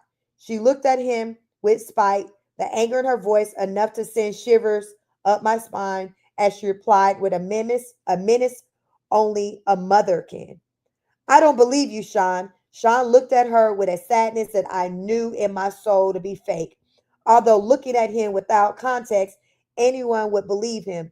As he replied, I'm sorry to hear that. Today I know he was able to muster that false sincerity because he's a sociopath. Back then, I thought it was compassion. With no more words, Miss Wallace stood up and left. Sean watched her exit with disbelief. Not knowing what to do, I placed my order. Dinner that night was long and silent. I feared for Miss Wallace's life. Sean is most dangerous when he feels threatened. No, she could not physically threaten him, but this threat was very real. If she goes public with her accusations, Sean's image would be damaged. I have felt for myself, I have felt for myself and the extents he would go to in order to protect that image. Lamine says, and her children, especially Quincy, had Stockholm syndrome. Yeah, a lot of them had Stockholm. Well, yeah, The kids still have Stockholm Syndrome. Brat Baby says, hey, she can chat. What's up? What's up? Welcome, welcome. Y'all make sure y'all hit the like button. Like, share, and subscribe. Thank you all for joining me on this live read of Kim Porter, Tell It All. Kim Porter's last words, alleged last words. Chapter 13, Have Some Faith. The fact of the matter is, Sean was a complete control freak. He was absolutely the worst, but all the things he did for control, this might have been one of the most despicable ones. We were in the bad boy office one evening, sitting in the lounge area enjoying a meal. Sean was smoking one of those big cigars he liked when Faith entered and sat down with us. She seemed relaxed as she said, hey guys.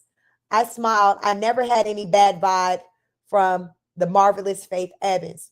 We never talked about the wild time the three of us shared at one of Sean's parties. I gave her a hug. Hey girl, what's up? Sean smiled and asked, hey, what brings you out? She addressed Sean saying, look, when you asked me to hook up with Chris, I understood you needed to control him. I felt honored that you would choose me to monitor one of your most valuable assets. Chris is sweet. She laughed and said, honestly, I knew you would be good. Sean laughed and said, honestly, I knew you would be good. Make the big man feel loved. I don't feel good about all this, Sean. Sean got that look in his eye he gets before he blows his top. Faith saw it also. She treaded carefully. Sean, you know I'm as loyal as they come. Sean leaned forward, unintentionally threateningly, and said in a low tone, yeah, but Sean, Chris and I had a child together. Sean leaned back. He let out a deep breath. I'm going to take care of you. You're not like Chris. You're loyal. Faith had a tear in her eye as she responded. He didn't have to die. This is getting very touchy. Did she know? Did she suspect? Was this her trying to find out if Sean intentionally killed Biggie? I wanted to ask, but of course, there was no way of doing that. This is so crazy. Sean sighed and replied, he didn't. Don't get me wrong. I miss him, but he was leaving me anyway. No one cares about my pain. Classic narcissistic Sean. It's all about him. I am sickened for a moment, but his next sentence made me feel for him anyway. I wanted to share all this with him. He was my man. Faith couldn't hide the anger that flared in her eyes, but she knew who she was talking to. She was careful as she spoke. Sean, you have your friends you share things with. Sean sat forward again, this time with malicious intentions as he inquired, what the F is that supposed to mean? Chris had no one, only you. Sean lost it. That fat fuck and that other piece of shit. I had no F. I interjected in shock. You had her F Pac? Sean glared at me as he answered, yes, F Pac. Those mother effers were going to try to start their own label and compete with me. Me, after all I did for that fat F. No, I wasn't using resources to protect that mother effer. No effing way. As Faith started to cry, Sean looked at her and softened slightly. He spoke a little calmer. Look, I didn't hate him. I was hurt, but I didn't hate him. I'll make sure you and Tyshawn are taken care of. Without words, Faith got up to leave. As she turned, Sean spoke softly. Faith. She ignored him. He called her again. Faith. She exited quickly. Sean just looked at me and said, damn, I really didn't know what to say. Sean just told Chris's ex-wife and daughter's mother that he wouldn't protect her husband. Let me see. Sean just told Chris's ex-wife and daughter's mother that he wouldn't protect her husband because he was going to leave Bad Boy. From a business perspective, I didn't disagree with Sean there. If you're leaving and creating competition for him, why would he spend resources on you? So I hugged Sean, but I also knew he didn't have to send Chris to California. I wondered if he realized that he sentenced him to death. He hugged me back with tears in his eyes as he asked, how the F am I the bad guy, huh? I effing do nothing but bust my ass to make everyone live comfortably. And I'm supposed to just let niggas walk over me too? As I held him in my as I held him in a comforting embrace, I replied, "No, baby." He took me right there on the couch. Like I said, Stockholm syndrome. So she has a picture inserted of Diddy and Justin Combs, his son, with them both with their shirts off. And it looks like there's some weights or something, and they were in like a gym or something like that. But both of them had their shirts off. Justin looks like he's probably still a teenager at that time, or very early 20s. Chapter 14, Outshine. The evening I was at Sean's house, Snoop had just left with his patent. See ya, cuz. Quincy was at a friend's house. It was some alone time. I don't remember if we had something planned. We were just having drinks when the doorbell rang. He went to answer it, and the yelling could be heard from the other room where I sat. It was definitely Jennifer's voice shouting, "Sean, what the F?" Sean responded calmly, "Relax." J-Lo barged in. "Relax, relax. Why the hell did you have to start shooting? Isn't that what we have bodyguards for?" Normally, when these kinds of situations arise, I remain quiet and just listen. I play my position, you could say, but I wasn't paying attention to the news for the last day or so. And even though it would be the only thing anyone would talk to me about for months, no one had spoken to me about it. So I entered the foyer asking, "What's going on?" Jennifer exploded at me, "What's going on? What's going on? This nigga just shot up a damn club." My jaw dropped, looking back and forth between the two. Sean spoke soothingly. "Jen, you got to calm down." Jennifer was having none of it. She continued, "Calm down, calm down. You shot a bunch of innocent people, Sean." Sean placed his hand on her forearm. "It's a bonding technique." He was shrewd in handling her. "He does this to me too. Even if you know what's happening, it works. It's an intimate contact without being personal." He was aiming to disarm her. This did not seem to immediately sway Jennifer as she continued. "Why in the hell do you think Biggie's replacement will take the fall for you?" Biggie's replacement? Wait, could she be talking about? I had to know. Are you talking about Shine? Jennifer didn't even look at me as she responded, "Yes, effing Shine." Sean continued in a calm, even voice, "Relax. The situation's under control." Jennifer was not calming down. She went on, "They contacted my attorney for my statement, and there are a lot of witnesses, Sean. There is no way you're going to get away with this." Sean's arrogance can be immeasurable at times. He laughed and asked, "You're doubting me?" I couldn't believe it. I had to know, "Sean, what could you offer him that would make him do a bid for you? Like, what the F?" Jennifer also remarked, "And what if he falters halfway through his sentence and start talking?" Sean responded as calmly as ever, "He won't do that. People in jail don't cross connected people on the outside." Jennifer looked deflated. "So you'll kill him too? How much does she know? Look, I'm not going to threaten anyone. Sean is smart and loyal. He knows how this works, and when he gets out, he'll be well taken care of." Jennifer spoke defiantly. "Sean, you want to question me? I am not perjuring myself. I am not going to jail over this." No, she says, "Sean, they want to question me. I am not perjuring myself. I am not going to jail over this." Sean seemed so in control. I admired him for it at this point. My spirit was broken. I felt bad for Jennifer. She catches one bad break after another, and this was a really bad break. Sean spoke with confidence. "Relax, come in, have a drink, have your lawyers call mine. You'll never see the witness stand. I promise." Jennifer wasn't so sure. She asked him, "How can you possibly know that?" Sean smiled when he replied, between Sean's confession and the witnesses that gave their accounts, the cops won't need much. The cops won't need much else. The statement from your lawyer will be fine. Jennifer's next concern popped up. She explained, my attorney, Sean, he's good, but he won't do this. Beaming with confidence, the way only a man with his net worth can, Sean responded, sure he will. Jennifer shook her head defiantly as she responded, Sean, you don't know him. Sean's unbreakable confidence was ruling the day. Jennifer was giving in as he told her with a smile, I got this. Sean, are you sure? Sean gave a wink. My attorneys handle situations. Give him my number too.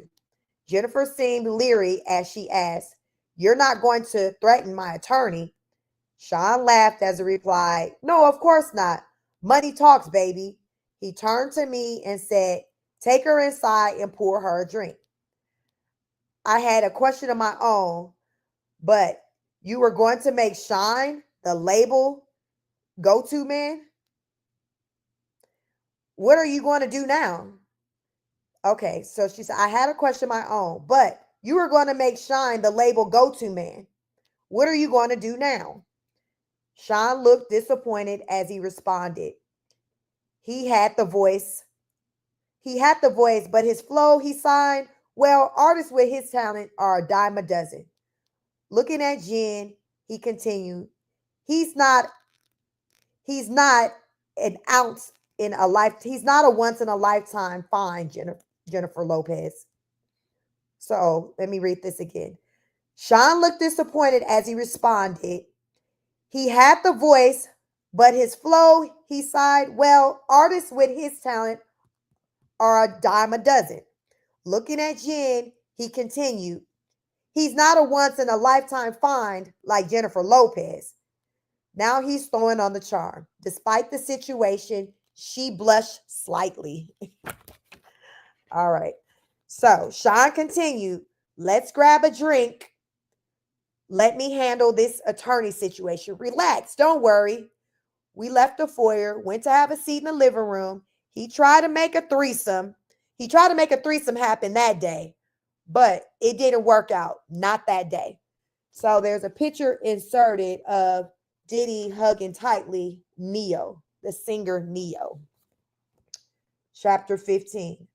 Queen Bitch. Kamora and I went out to have drinks. She was looking at me seductively, and I was turned on. We were going to go back to my place after. Suddenly, after a sip, I had to vomit. I excused myself and barely made it to the ladies' room. When I came back to sit down, Kim asked, you feeling okay? I'm fine. I have been under the weather the last couple of days. I think I'll head home. She said, your breasts are looking kind of plump there, girl. Embarrassed, I whispered, not in public. She replied simply, you pregnant? I was taken completely aback. Why the hell would you say that? She let it sit there for a minute. I bet in her head, she was like, wait for it, wait for it. Then it hit me. Shit. She gave me a minute before continuing. So what you gonna do? I didn't understand. Gonna do. If it's not Sean's, F. If it is, with the shock wearing off, the scope of the situation began to take a hold. I responded, I better get a test. She looked at me with pity. Damn, girl, good luck. After what he did to Chris, I wouldn't want to be in your shoes. That the desire that was in her eyes before I got sick was all but gone. As I began to stand, I realized what she said to me, and I paused. She looked at me flatly and said, ain't nobody stupid, girl. I didn't know what to say. The question still lingered in my mind despite everything I knew. Did Puffy intentionally kill Chris? She brought me back to the moment by saying, go. Not knowing what else to say, but knowing I had to deal with this situation right now, I replied, I'll hit you up. She sighed and simply repeated, good luck. I quickly left to get the test. The next day, I was sitting on my couch, deep in thought, when the doorbell rang. I went to let Sean in. This was going to be scary. We made our way back to the living room. We sat down. Quincy was asleep. Sean seemed legitimately concerned. What's so urgent? I didn't know what else to do. I just blurted out, I'm pregnant. The air in the room was as thick as J-Lo. He was quiet. What is he thinking? He asked the obvious question, are you sure? I spoke rapidly. I was on the pill. I'll get rid of it. I'm sorry. I just wanted you to know. That's wonderful. This is great. That's wonderful. This is great. I was so confused, huh? You're not mad? He laughed. Mad? No, why would I be mad at this wonderful news? I'm going to be a dad with the woman I love bearing my child. What could possibly be better? He jumped right on the phone and called one of his besties. I could hear Will congratulating him. Sean says, yeah, definitely. Hold on, Kim. Hold on, Kim, baby. I was still in awe of the fact that he didn't get angry. And yes, I will admit, I was sure he was going to hit me. So it was with relief when I replied, yes. He told me excitedly, we got to have a party.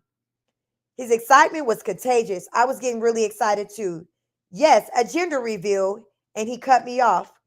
Yes, of course, we'll do all of that, but everyone is going to want to sleep with you right before you give birth. My heart sank in my chest. Everybody is going to want to. Sean went on with his same excitement. Well, not everyone, Will, Jada, Snoop. Sean, I'm having your baby. He verbally waved me off. It'll be fine. I couldn't help myself. I began to cry. Sean grew quiet on the phone, then spoke low. I'll call you back. He hung up and took me by the hand. Baby, I never asked anything from you. I tried to see him through the tears streaming down my face. I couldn't believe the words coming out of his mouth. I tried to speak. Sean, he cut me off. I provide everything anyone I provide everything anyone could ever want. Do you want for anything? Sobbing, I replied, no, but he continued, this is the kind of thing I have to do in order to continue giving you this comfortable lifestyle where you live in the lap of luxury and get to be on TV shows and in movies. I know you don't want this, but do you want all of this to go away? A whimper is all I can manage. No, he continued softly. Then we got to do this. I said, but Sean, I don't believe in all this spiritual crazy ish. We got here because you're brilliant, not because of the sex parties. He replied, do you trust me? I did. My soul was so broken. I did. I responded, yes. He sighed as he said, then let's do what we need to do to keep what we have. As I nodded yes, he pulled me in to hug me. Thank you, baby. We're going to have a beautiful baby. He ordered me some food, and that night I cried myself to sleep. I was going to be gang banged at 9 months pregnant. I want my children out of this life. My child's going to have a good godlike name, a Christian name. They are not going to take his soul. What's up, Bless Up? Welcome, welcome. Welcome. Bless Up said he deserves everything coming his way. He sure do. He sure do. He sure do. He deserves everything, then some, that's coming his way. I hope he never sees a day out of jail. Chapter 17, Broken Promises. I don't know how this managed to stay out of the media for so long. Sean got to the point where he was incredibly abusive and only his inner circle knew. The artists were all too afraid of him to say something. He had gained so much power, no one would say anything. Puff Daddy was a kingpin. This Monday afternoon, Quincy was in school. Our son Christian was with the nanny, and I still had to make a living. I still loved the camera and had just been cast for a new movie. Sean was coming over to celebrate with me, just the two of us. I was in the bathroom when he came in. We were going out to eat. He was in a foul mood. Sean yelled, "What the F?" I would have to walk on eggshells. I came out of the bathroom to find him holding flowers. I smiled. "You brought me flowers?" Puffy yelled, "No. So who the F are they from?" I was bewildered. I told him, "Honestly, I don't know. Probably just a fan." He threw the attached card at me. I picked it up to read it. He slapped me so hard I hit the ground. Sean yelled, "Who the F were you with the other night?" I looked out the card that was lying on the ground next to me that read, "The other night was amazing. We must do it again." Shit. I tried to explain. "Sean," he threw the flowers at me. "That's not how this works. You have my child. You don't touch anyone unless I allow it." I yelled back. It was just coffee with the producer. It was nothing. He glared at me as he asked, "Who the F is this producer?" I was trying desperately to calm him down as I responded, "From the movie, babe, calm down." He picked up the coffee mug and slammed it against the wall. Coffee flew everywhere while he yelled, "Who the F this nigga think he is?" "Sean, he's just some producer. We talked about the role and me maybe starring in another movie he wants to produce. I swear that's it, Sean." Sean exploded even more. He wants to put the move he wants to put the move on my effing family. At the top of his lungs, my effing family. He flipped the table over, breaking it.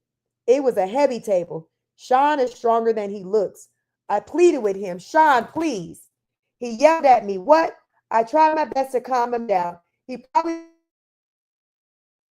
"You're probably dating someone else." So he screamed at me. It somehow seemed even more intense. "So you didn't tell him back to back off?" "Sean, I did it." He hit me with a chair. There's a picture of hands with Snoop Dogg in a picture, and Snoop Dogg looking zesty, looking very zesty. Lami says, Christian was already offered up to those demonic people. Chosen One says, "There's no way that people could doubt the validity of Kim's story. The details are specific and horrifying." Exactly. Exactly. I don't remember anything after that until I woke up in the hospital. My arm was in a cast hanging from a sling. My face hurt. My eyebrow was in immense pain. And my lip, as I came to, the face I saw was the man that put me there. Sean asked with concern in his voice, "How are you feeling?" I responded, "Stay away from me." "I'm sorry. I don't know what came over me. Save it for the lawyers. Stay away from me." We were in a private hospital room. No one would hear me. I could scream like my life depended on it. If I didn't ring for assistance, I would get none. If I didn't ring for assistance, I would get none. He kept going. "I was so jealous. You know how I am." "You have." He took hold of my left arm, the one the one that was not slung in a cast. "You have our beautiful son, our family. It's just," at that point I had enough. "The one you slutted out right before giving birth? Are you effing shitting me? Stay away from me. Don't come near me or my kids." He continued to plead. "I'm sorry, baby. I promise. I'll never put my hands on you again. I swear." I've heard this song one too many times. I spoke through gritted teeth. "If you come near me or my kids, I'll call the cops." A flash of anger returned. "You would use my kid to threaten me?" But then he caught himself. "I understand you're angry." I glared at him as I cut him off. "I'm serious, Sean." He spoke blandly with no energy. "And tell them what? That you had a car accident?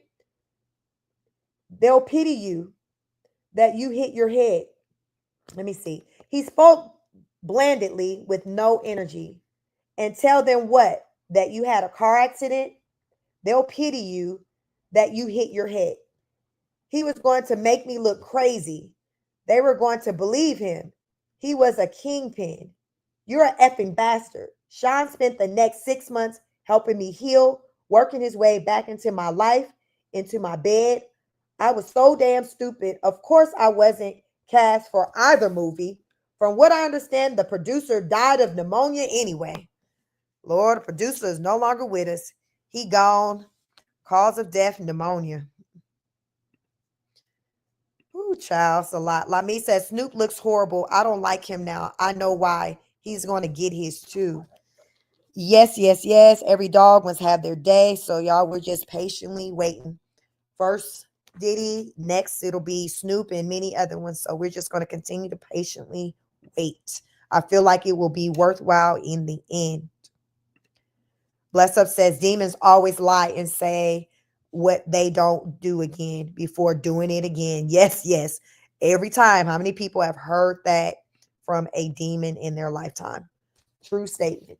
Chapter 18, Sweet Goodbyes. Sean kept his word for the most part until he didn't. I ended up pregnant again. He wanted energy from that too. That would be my last sex party. My body will never be ravaged by so many people again, especially while I'm pregnant.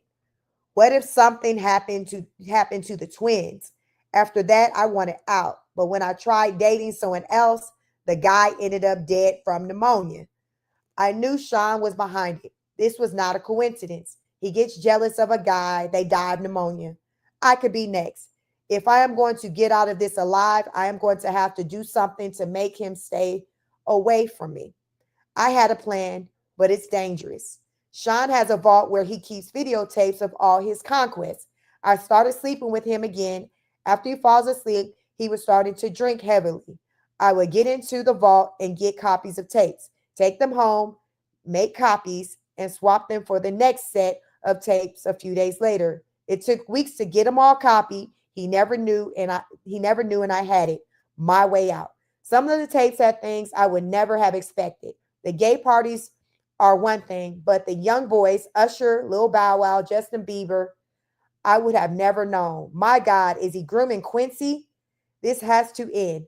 I invited him over one day to confront him, and put an end to our on again, off again relationship. He entered my home unannounced for the last time. He would no longer have the key after today. I was in the kitchen. Kamora and I were sharing drinks. I was scared to face him alone. Sean entered smiling. What's up, Kimmy? Hey, Mora. What's up, Kimmy? Hey, Mora. I told Sean, sit down. Because of my tone, he looked at me stunned and asked, what's going on? What is this? I responded with delight. Me taking my life back. We're done. He answered, hold on, wait a minute. I was so excited I wasn't hearing any of it. I shouted at him, no, no more. This is effing over. He looked confused as he asked, where is all of this coming from? With disgust, I said, I got the footage, Sean. He looked even more confused as he inquired, what are you talking about? Kamora said with revulsion, Usher too? Sean said, wait, what the F is going on? Sean stood aggressively. Kamora responded, don't make me call the cops. Oh, hold on. Let me see. She responded, don't make me call the cops. Sean's anger was creeping in as he replied, this is how it is. I simply nodded. If anything happens to either one of us, it gets released. He seethed as he queried, after all I've done for you, I don't think I was ever so happy as when I said those words, get out. Angrily, he started to leave, looking back with pure hatred as he walked down the stairs. He turned around with fury and lunged at me. He knocked me down near the top of the stairs. I was hurt. Kamora screamed, stop. As he began to crouch over me, I kicked at him, hitting him in the kneecap, then the face. He went tumbling down the stairs. He was too hurt to get up. I called the cops. Kamora left before they arrived. When he left, it was in an ambulance. I felt empowered. I felt safe. The Sean Combs days had finally come to an end. Chapter 19, finale. Lami says, how could the kids, especially Quincy, not be aware of the abuse? Were they hidden from it?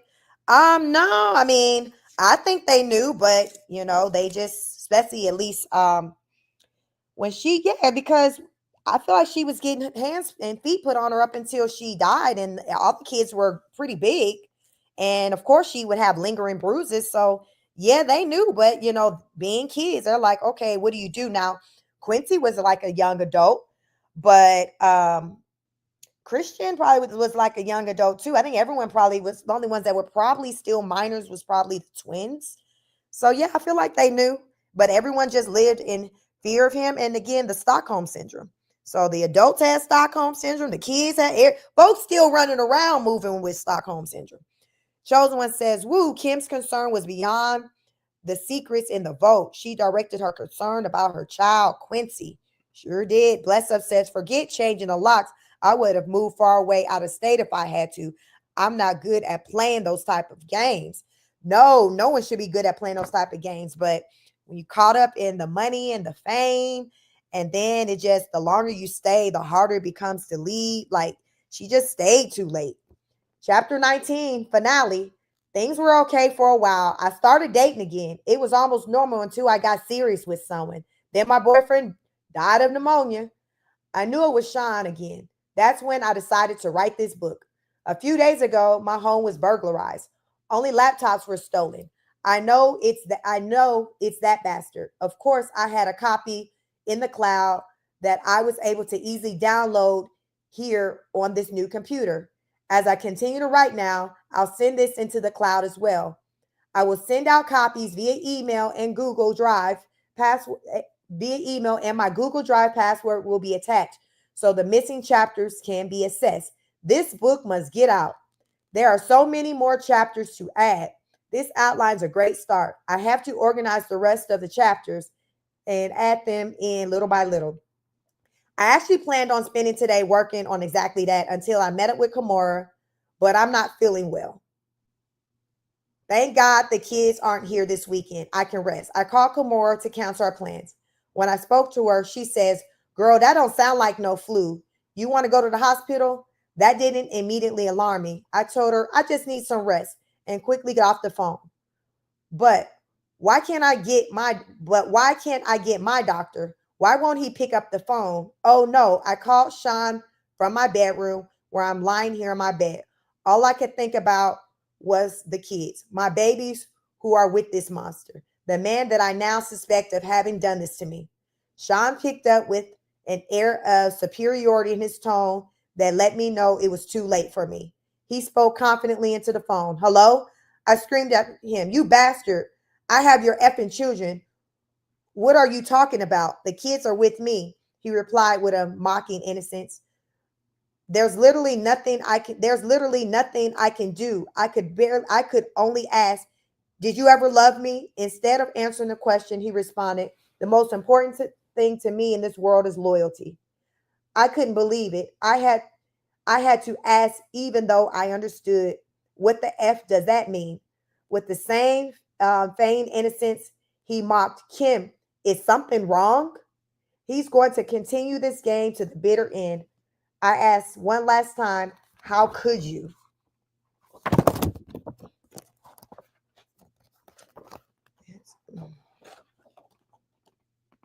Let's see. How could you? Again, with the narcissism I had now come to despise, he responded, how could I? Do what? I gave you everything. You went to someone else. You left me just like everyone else did. You asked how could I? How could I what? I yelled, look what you did to everyone around you. There was only anger in his response. So you're saying everyone leaves because of how I am and you are going to expose me? He had me burglarized. I knew it. I shouldn't have threatened him. I should have just published a book.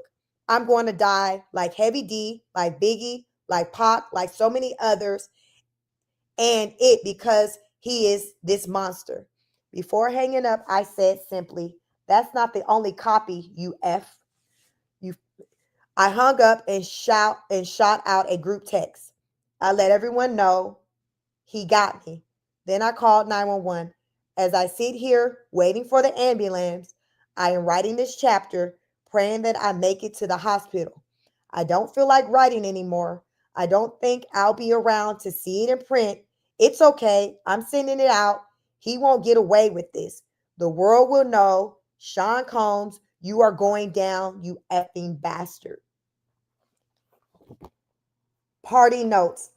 I'll Be Sure revealed why he felt Kim was running from Sean, and initially everyone felt he was seeking attention. However, numerous comments and allegations are coming from multiple sources that just may prove his statements have validity. Kim Porter shared twins with Sean, and she was constantly battling to maintain custody of them. Kim was writing a book about her life with Sean that allegedly included abuse, infidelity, and numerous wrongdoings. In the alleged book, it is said Kim went into detail about everything that happened in her life with Sean, from physical and emotional abuse, wiretapping, being watched and followed by paid personnel, and only being able to maintain her twins because she threatened to expose him if he attempted to take them from her. It has long been speculated that Sean swings both ways. Kim states he required her to wear a strap on when they had intimacy. Kim also allegedly approached Andre Harold about Sean's intimacy with him, which was denied. However, it's rumored she had evidence the two were more than just business friends. Allegedly, Kim had quite a bit of footage of Sean with numerous men, validating the rumors that have been circulating for years. Sean had a reputation of publicly humiliating Kim with other women, bearing children, one even being pregnant at the same time. The world knew the Sean Kim Porter relationship far. The world knew the Sean Kim Porter relationship was far from sweet and innocent. In fact, it was easily labeled as toxic. Kim family has threatened to file a wrongful death lawsuit, feeling natural causes was not the reason for her death. Numerous exposes have questioned, let's see, numerous exposés have questioned the cause of death and the location of her body when she was found. Kim had pneumonia and was said to have died peacefully in her sleep, but it's been said there was blood found on her pillowcase and on the bathroom floor leading to the bedroom. Allegedly, Kim was found unresponsive in her bed, but she was discovered on the bathroom floor. So the question remains, who placed her in her bed? Reports from the original coroner supposedly said there were toxicants found in Kim's system and suspected foul play. An anonymous person said Kim's last phone call was to 911 at around 2:43 a.m. and she was found the next morning at 11 o'clock a.m. My name is Kimberly Porter. I was born in Columbus, Georgia on December 15th, 1970. I passed away from pneumonia and other complications unknown on November 15th, 2018 in Los Angeles, California. It seems as if my death was shrouded by mystery and possibly suspicious motives. Did I die from pneumonia? Did I die from pneumonia? So that's the book. Let me get into the comments. Ooh, child, that was a lot. We got through it. We got through it in 2 hours. So I figured it'd take a couple of hours to get through the book. Let me see.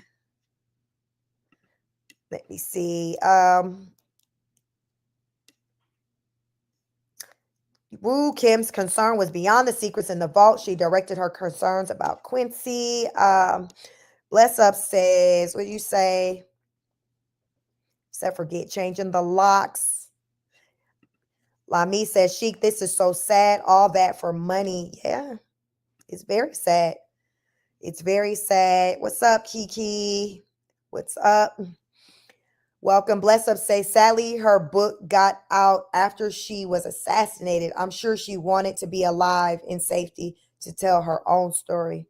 Beyond sad. Yes, very beyond sad. Chosen says, my goodness, she journaled her ending. So sad. Yes, it's like while she was sick, she, was just typing away. She was able to muster up the energy to type that out. She was, it just goes to show, how dedicated she was to just make sure that, her final words got out, regardless of, what the outcome was of her life. She's like, it was going to get out.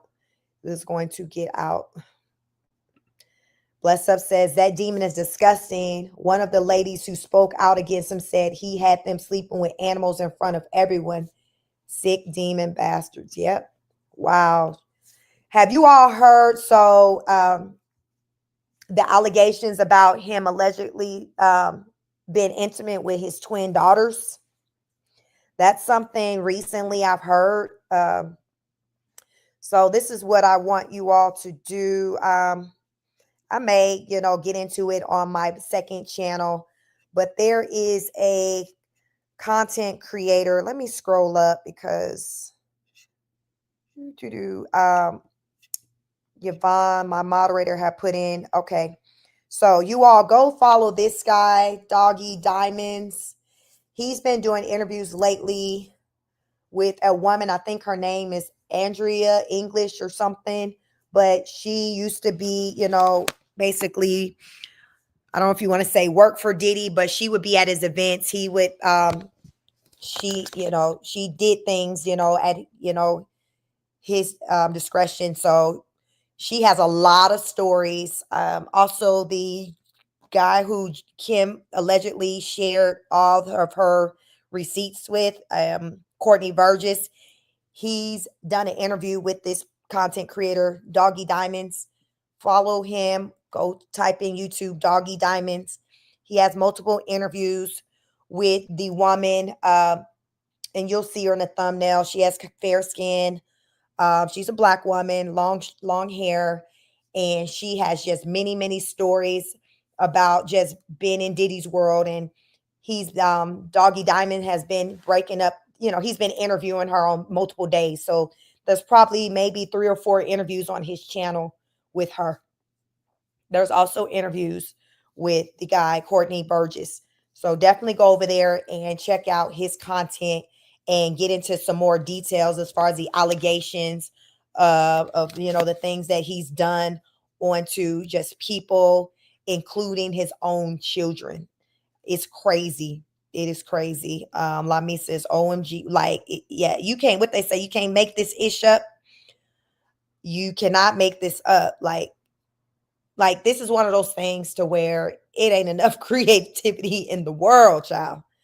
It is not enough creativity in the world. Bless Up said, I saw that video of that last week.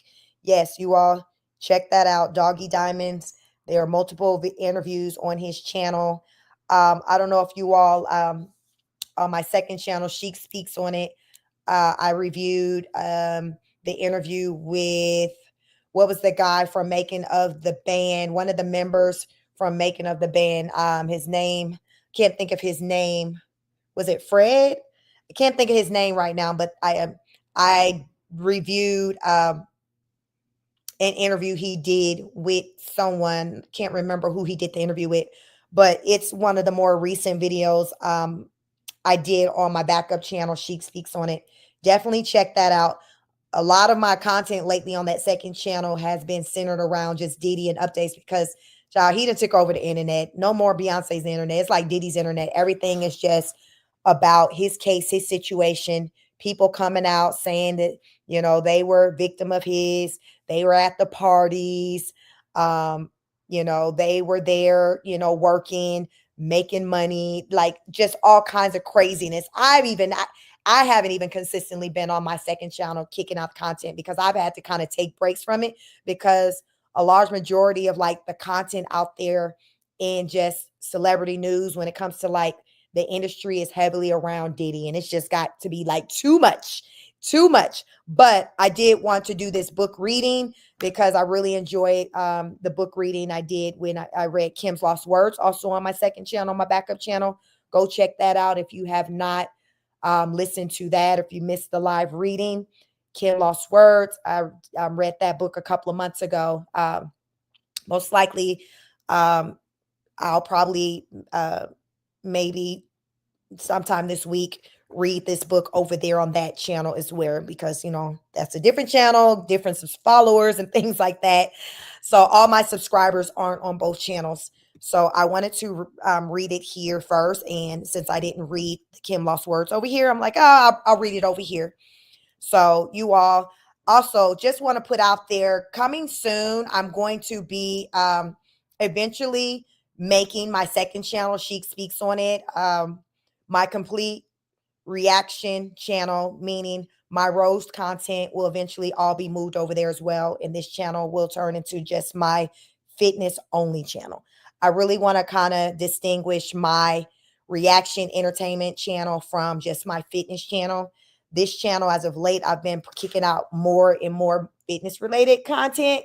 And my membership that I recently started up right now, it's fitness related type content that's in my membership right now. So yes, I will be shifting over to doing my roast content from that channel. If you have not subscribed yet to my second channel, Chic Speaks on it. So it's just Chic Speaks and then add the 2 words on it. Make sure you follow me over there. I will probably, the next time on this channel I go live about a roast content, I may, go ahead and mention it at that time as well, since it will be, a lot more people on the live then to kind of get that message over there. So people wondering, where is she? She hasn't said anything. It's just that I'm going to be on the second channel reacting to the Queen of Kings content. And y'all know, she been spiraling, she been wilding. It has been, and I've been kind of watching the train wreck from the bushes. So I do have my thoughts and opinions on that. But likely when I share those thoughts and opinions, it will be on that second channel. So if you do want to hear what I have to say, still addressing it from the mental health aspect, it would just be on that channel. This channel would just have my fitness video content. So fitness videos, you'll just know this will be the channel. I'll eventually probably even change the name on this channel since it's going to be more fitness related. So since you all were here, you got the insight on what's to come. As far as with my channels and how I'm growing and just trying to, create more of a distinction between the 2 channels. It has been a challenge with me navigating between the 2 challenges. I mean, the 2 channels as far as with putting content up. But I think just for just life with just time management purposes, I think it would just be better for my second channel, put my roast content over there as well. Therefore, I do that, fairly often, so I won't have to worry about jumping over there, putting content out. I'll regularly put content out because I put Rose content out quite often. And that channel would just be a combination of, Rose content plus all the shenanigans that's going on with Diddy and anything else. And this will be, my fitness channel. So if anyone kind of want to get into the fitness thing, this will be the channel you come over. So definitely make sure you stay following on the 2 channels. Freddie P, I think his name. You said G, Yvonne, but it reminds me, I think his name is Freddie P. But yes, I did a great, I reacted to an interview that he did recently. He was a member from Making of the Band. Y'all remember years ago when Diddy had the young people walk in to get him cheesecake in the wee hours just for giggles, and this Freddie P, even at that time, he was like, what is this? He didn't have no problem speaking his mind. He was probably the one out of all of the members that kind of gave Diddy the most pushback. So today he is speaking out, sharing his opinion, talking about back then what the climate was like, working underneath Diddy through Making of the Band and how Diddy negatively impacted his life. Check out that that video where I reacted to his interview over on my other channel, Chic Speaks on it. So yes, y'all make sure y'all follow me over there. Follow me over there because that's where I'm going to be spending more time at, because I will be getting into all things Queen of Kings as well as additional Diddy content and anything else with anybody else connected to this man as he fall from greatness. Was he ever even great? I don't know. But listen, he's fallen off the throne. We will at least say that, because at one point he was sitting high up on a throne and many of us felt like he shouldn't be there. So now he's finally fallen, and his skeletons have fallen out of his bag. His skeletons has fallen out of his purse as he has fallen off of his throne. And guess what? We are here for it. We are here for it. So thank you all for showing up. Thank you for sharing, and subscribing to this channel. Also follow me on my second channel, Chic Speaks on it. And let me do something.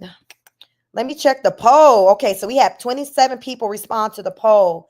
Question: did you follow along with me when I did the live reading of Kim's Lost Words on my second channel? 48% say yes. 48% said no, and 4% said there is another book. So half and half. So a good number of people followed along with me over there. But I want to since I don't have my mods in here, let me see. I want to drop. Let me see if I can figure this out. Here we go. Let me see. Trying to just drop some information pertaining to. Okay, here we go. Let me see if I can put this in here, since we're here to make it convenient for those who come to this channel, and you guys will know where to catch up with me. Let me see. All right. So I have dropped the link to my second channel. Make sure you all follow me on this channel, my second channel. I will be streaming more consistently over there. So my reaction to Queen of King content will be going over there. And currently all my reactions are over there, but I'm just going to throw Queen of Kings over there as well. Since, yeah. So like I said, this will be the fitness channel. Make sure you follow me over there. This is the link. Click the link. Follow me over there. Follow me over there. So you'll stay in the know with me when it comes to the reactions, because I've been following this mess. It's so much. It's so many layers. It's a lot, but I've been doing my best to follow it, to try to keep up. And now new names have been inserted into the madness. Snoop Dogg. So I got my eye on him. I am going to be listening out for more things as it pertains to him, since his name was mentioned. That's for me a name that I had not heard before, as far as with someone having an alleged intimate relationship with Diddy. So yeah, that one definitely has my attention. So I'm going to be just, on the lookout for anyone who maybe be speaking, maybe even on for other platforms, about information pertaining to that. Because y'all know this book is out. So I did the live reading. Video eventually, circulate. Other people will get their hands on it. People will start talking about the details in this book, and we will continue to talk about it.